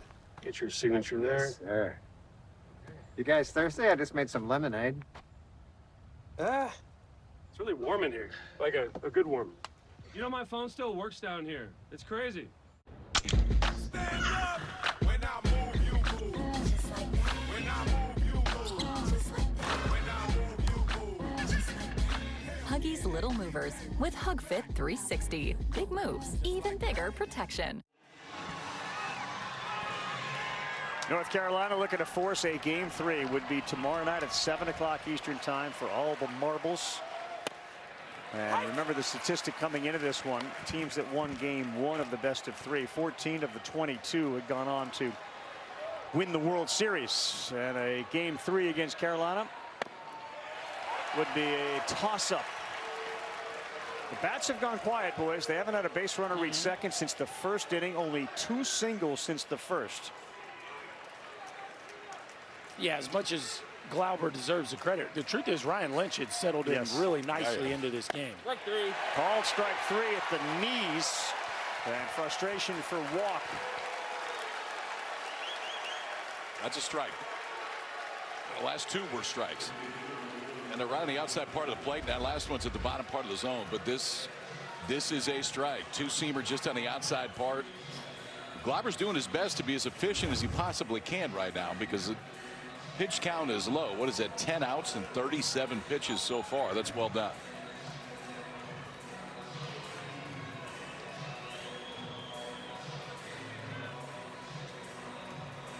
So as an offensive player, Berkey, what can you do? What would your approach be against a guy like Glauber? Well, right now, understanding the score and the situation, it would be to be very patient. Now, hey, look, if it goes 0-2 and you strike out on 3 pitches, it is what it is. But we are trying to drive up the pitch count, plain and simple. And I don't. What's the best thing that can happen with nobody on? I hit a solo home run. We're still down 3 runs. Like to me, the pitches to a certain degree are the most important thing that Oklahoma can be focused on throughout the course of this game. So after the meeting there with Reggie Willis for Camden Johnson, third baseman Cooper Nicholson comes way in. Glauber has just not thrown strikes. His percentage on strikes coming into the inning was 76%. He had thrown 26 of 34 pitches for strikes. That percentage is going up.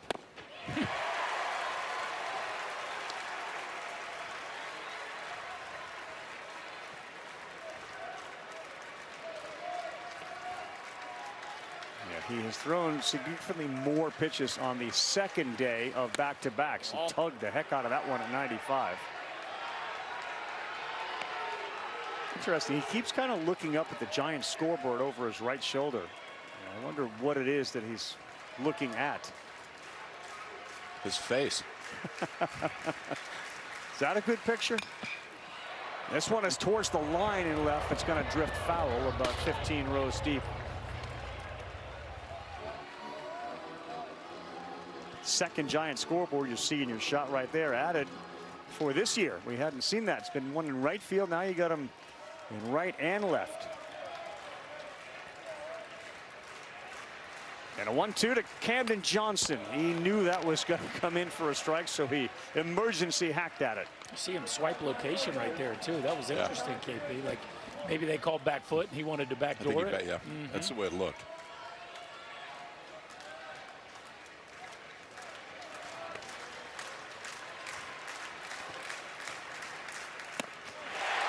Another punch out for Glauber. How about a 90-mile-an-hour changeup? Yeah, life is good when you throw 90-mile-an-hour changeups that have this much down, and I always like to see that kind of right after he let it go, making sure that everything's still stretched out. The stuff obviously has been outstanding. That's now 3 straight strikeouts, 2 in the inning. The last one on a 90-mile-an-hour changeup down and away. Yep, and 7 in the game for him since he came in the 5th inning. LaChance. Ball 1. Do you feel something when you stretch like that? Is that a familiar stretch, KP, that you recall ever doing? No. I mean, it didn't look like it was necessarily on. Did you stretch? LaChance, boy, he got one and he hit it. Like every other start. I was about to say. I didn't want to get too consistent with it. I think the first question is, did you actually ever stretch? Ish. Yeah. A stretch. Motions. 1 ball, 1 strike. The very interested family of Caden Glauber watching. He's got 2 outs in the bottom of the 8th. ball. Nope, misses there, 2-1. Velocity still strong, 96, but now we're heading towards 50 pitches. I wonder if part of what Reggie Willett said to Camden Johnson was, we're okay driving the pitch count up here too. Mm-hmm.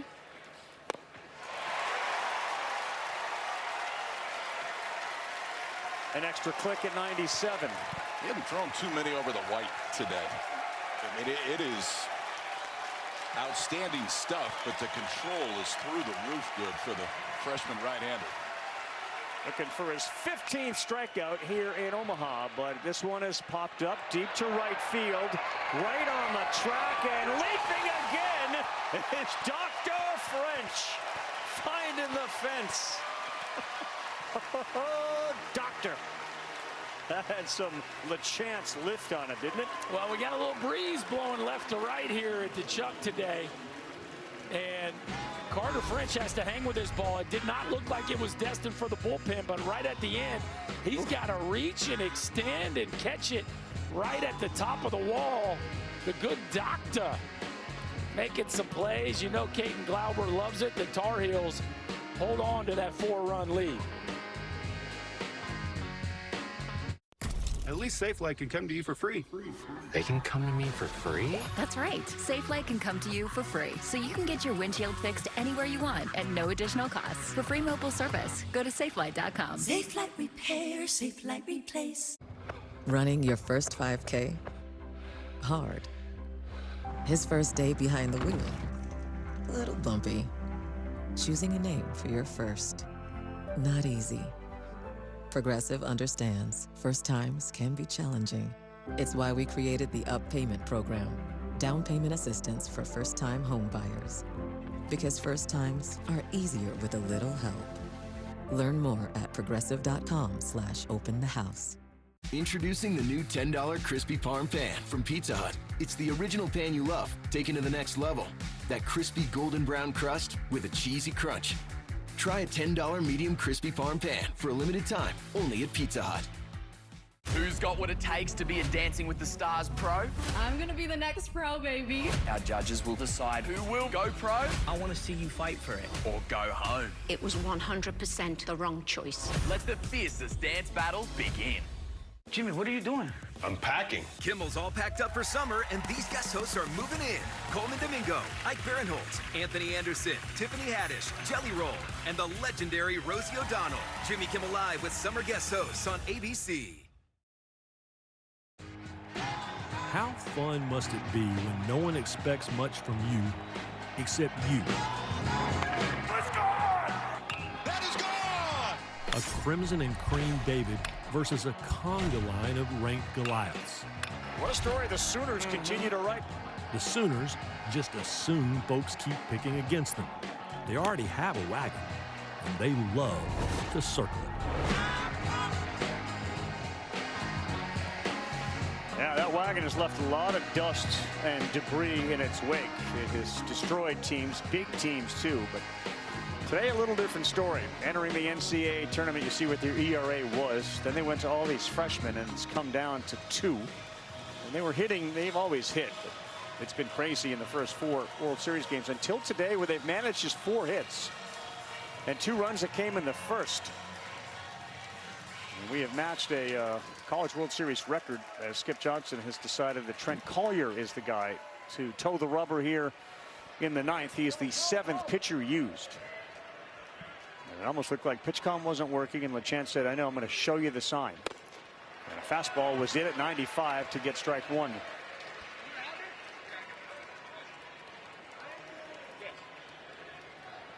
Collier's had a pretty good year for him, too.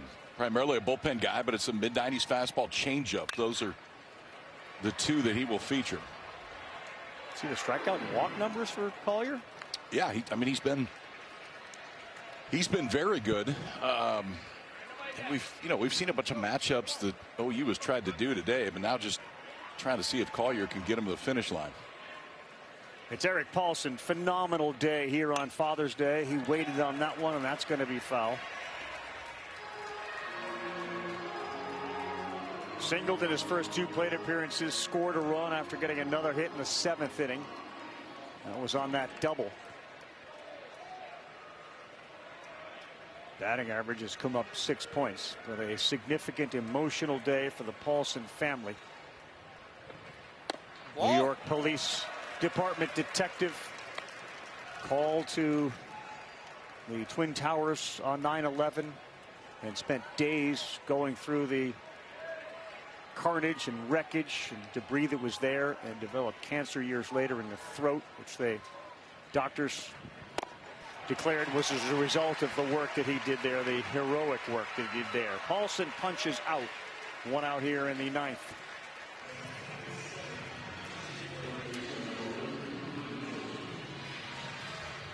So he continued to kind of stretch, did that guy right there, Caden Glauber, and then he's now popped back out with their athletic trainer. But this was the move. And he did it as he walked underneath. See, they get the Theragun going exactly. too. Yeah. Liner caught over there at third base. Camden Johnson took one away from Cooper Nicholson. A hard hit, 107-mile-an-hour blast that he snared. Well, he's going to be recorded, but very positive signs from Cooper Nicholson in this ball game, and something that's welcomed on the Carolina side of things, because again, it's a potent bat that has done some protection. Look at prep step and crossover. They're almost over adjusted at that ball. But just in general, it's been a nice day by the last 5 hitters in this Carolina offense, and they really needed it.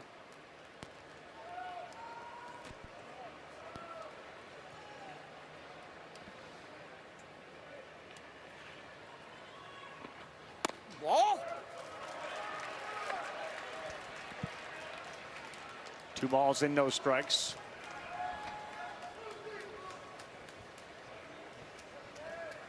Feels like a game 3 would have Jackson Rose likely the starter for North Carolina. As that one is poured in there. And then Nick Weslowski maybe goes for Oklahoma. That's been their rotation. He's another freshman with tremendous toughness, a former high school quarterback in Texas. Thought about trying to play both at a smaller school. Ball. Yeah, it will be interesting. And for Oklahoma, LJ Mercurius gets a day off, so you know he's got some heavy usage in his tank. Yeah, there he is. And there's a guy conserving energy. A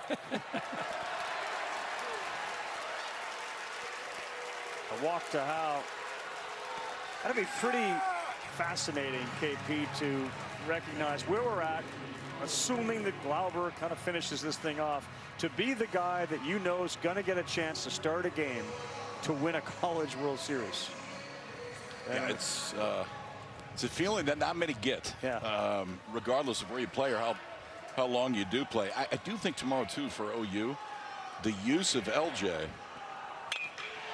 Center field, a few steps back goes walk.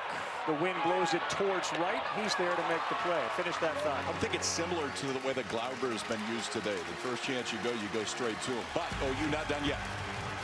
Still a chance, and the freshman right-hander makes his way back out. 3 more outs to force a game 3 tomorrow night.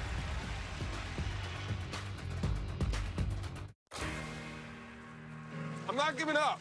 Richard, I am selling the building.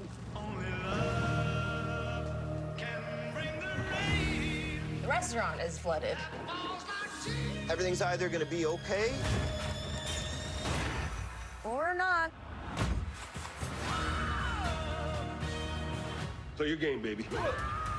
FX's The Bear. The final season premieres June 25th on FX and Hulu. The future is happening now on ABC and ESPN. One of the most talented classes in history gives every team a chance at a star.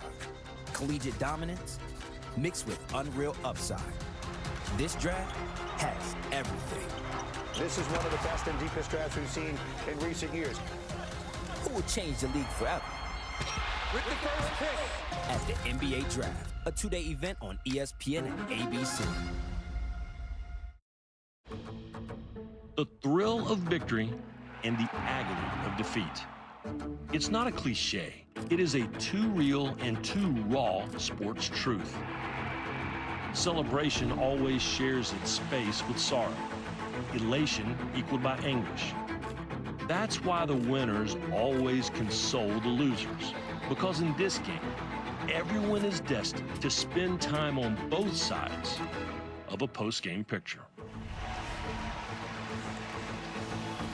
Yeah, more magic from Ryan McGee, and he speaks the truth when you talk about the agony of defeat and the thrill of victory. Carolina knows the agony of defeat, having been here 12 times before and leaving empty-handed, but being part of plenty of pictures. And Oklahoma's last win was in 1994. They were beaten in the finals in 2022.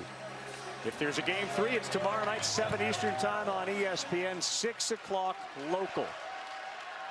Glauber back to the mound. He has thrown 48 pitches, and his first one here is in there for a strike. And boys, 38 of 49 pitches for strikes. 38 of 49. That's a 77% clip. You know, it's not too often in sports you get a streak that has reached the point that this has, 28-0 when he pitches. Yeah. From a player this young, on a stage this big, where they deliver and then some. Yeah. And he has certainly been that guy here this afternoon. He literally could not ask any more from what he's getting. Oh, will drop a 94-mile-an-hour piece there to get another strikeout, his 8th. I would say he understood the assignment today, which was take us home and do it as efficiently as possible. This is 94 with some good sink when it gets to home plate. Caden Glauber has been really as good as I think we've seen him all year today, which is saying something because he's been one of the best arms in the entire country. Yeah, he's 11-0. The team is 28-0, and that's just inside. So let's kind of spin it ahead here, boys. He's up to 52 pitches. He's got 2 outs to get. They haven't lost when he's been on the field, so at some point you'd like to get him on the field to kind of keep that going. But what's he going to be able to do in your mind tomorrow? I don't know if he can do anything tomorrow. Okay. So let's start with that. When he was stretching out, you don't know. It looked like it was something oblique or back, and maybe it was bugging him. You don't know how that's going to potentially affect him tomorrow, and just the pitch count component of it too. If he does, and if he can come back, I don't see it any more than 3 outs.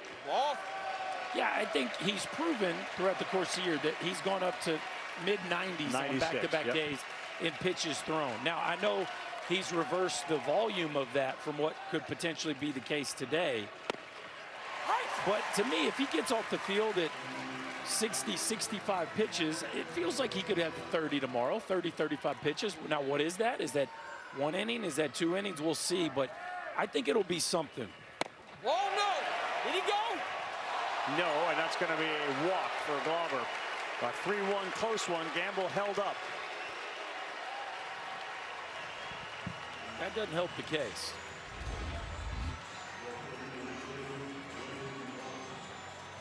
I think he holds that one off. Good call there by Kevin Sweeney at third base. They have some action now in that North Carolina bullpen. Glauber thought he got the swing, and now Brock. Ground ball double play would be efficient if he can get that. And there is McDuffie, who has been the guy that took Glauber under his wing when he got on campus and really kind of showed him the ropes as a freshman. And all the things that go into being a Carolina baseball player.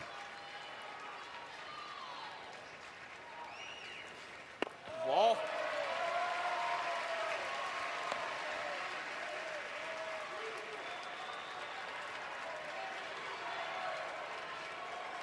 One ball, one strike. Brock singled, struck out, and lined out hard to third. Pitch 59. Ooh, he got away with one there, and that's that swing and a miss on that backup slider. 1-2.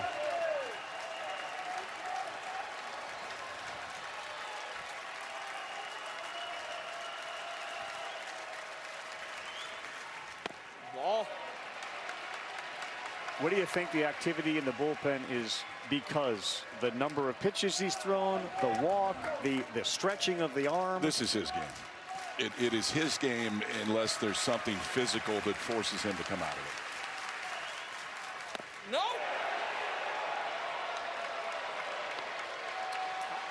I do think it has to do with the number of pitches. But I'm with KP when push comes to shove. If the thing gets real interesting, my guess is they're going to leave him out there. But I do think they would love to get him out of here with a reasonable pitch count. Yeah, 3-2 will not chase. Back-to-back walks from Glauber, and maybe a meeting on the mound is due. He has been lights out, but now a little issue. Now you're a swing away from this getting really interesting. And Deshaun Harris has already shown the ability to do that here.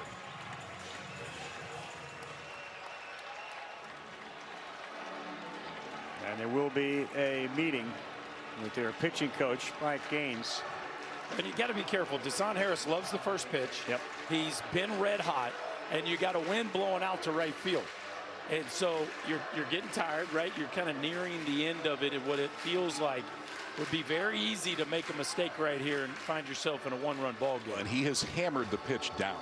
That's the one he's been able to get to, and that could be part of the discussion right now is you know, if you're going to lean fastball on this, up is probably better than down against this swing pattern. And you got to keep it away, right? If he somehow gets you out to the backside, if he runs it out to left center, he wins. You couldn't sort of look at two different baseball journeys than Deshaun Harris, who is a walk-on at Oklahoma, against a kid that knew he was going to Carolina as a sophomore in high school on the mound. It's Glauber against Harris, down by 4. Ball. And the balls keep coming right now from Glauber. If nothing else, if you're Oklahoma, you realize he's not invincible. That's right. Well, you've accomplished 2 goals today. You've gotten a long look at him, and you've risen his pitch count. So even if you can't come back with a huge swing of the bat right here, you've won one of the battles within the war.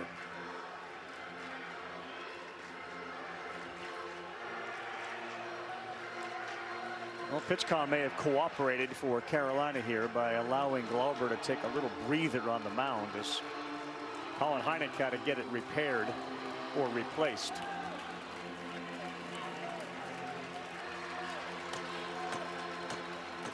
All 3 times, KP, it's been those low pitches that Harris have lifted, and he has flown out to all 3 outfielders.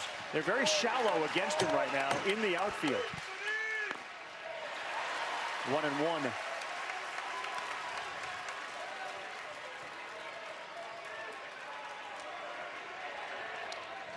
It's been aberrational today, but Glauber's been a part of it for sure. Harris bounces one. This could be it. Gallagher steps forward, and he got him. And with that, North Carolina has forced a winner-take-all game 3. They may want to look at the play at first.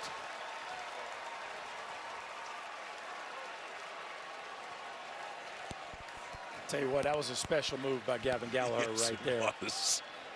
Love the athleticism as he goes across the base. Oklahoma is challenging the call of out at first base. The previous play is under review. How about the confidence just to take it yourself in that spot? I mean, momentum's taking him that way, but still, it takes guts and instinct to make that play. And the arm strength to finish it off. Yeah, he is out. Oh, he's out. I mean, it's... Happy Father's Day to all the fathers out there. The call is confirmed. He is out. For the first time since 2024, we will have a winner-take-all game 3. Caden Glauber gets a whole bunch of appreciation from his Tar Heels. They are now 29-0 when he is on the field. The biggest question overnight and tomorrow when he shows up to the park. Give me a number 1 through 5. How you feeling? Yeah, that's what can the you question, give me? Isn't it? That's going to be the question. And every time he's been asked it, he's answered, he's been a 5. I've been a 5. Well, whatever that answer is tomorrow, he was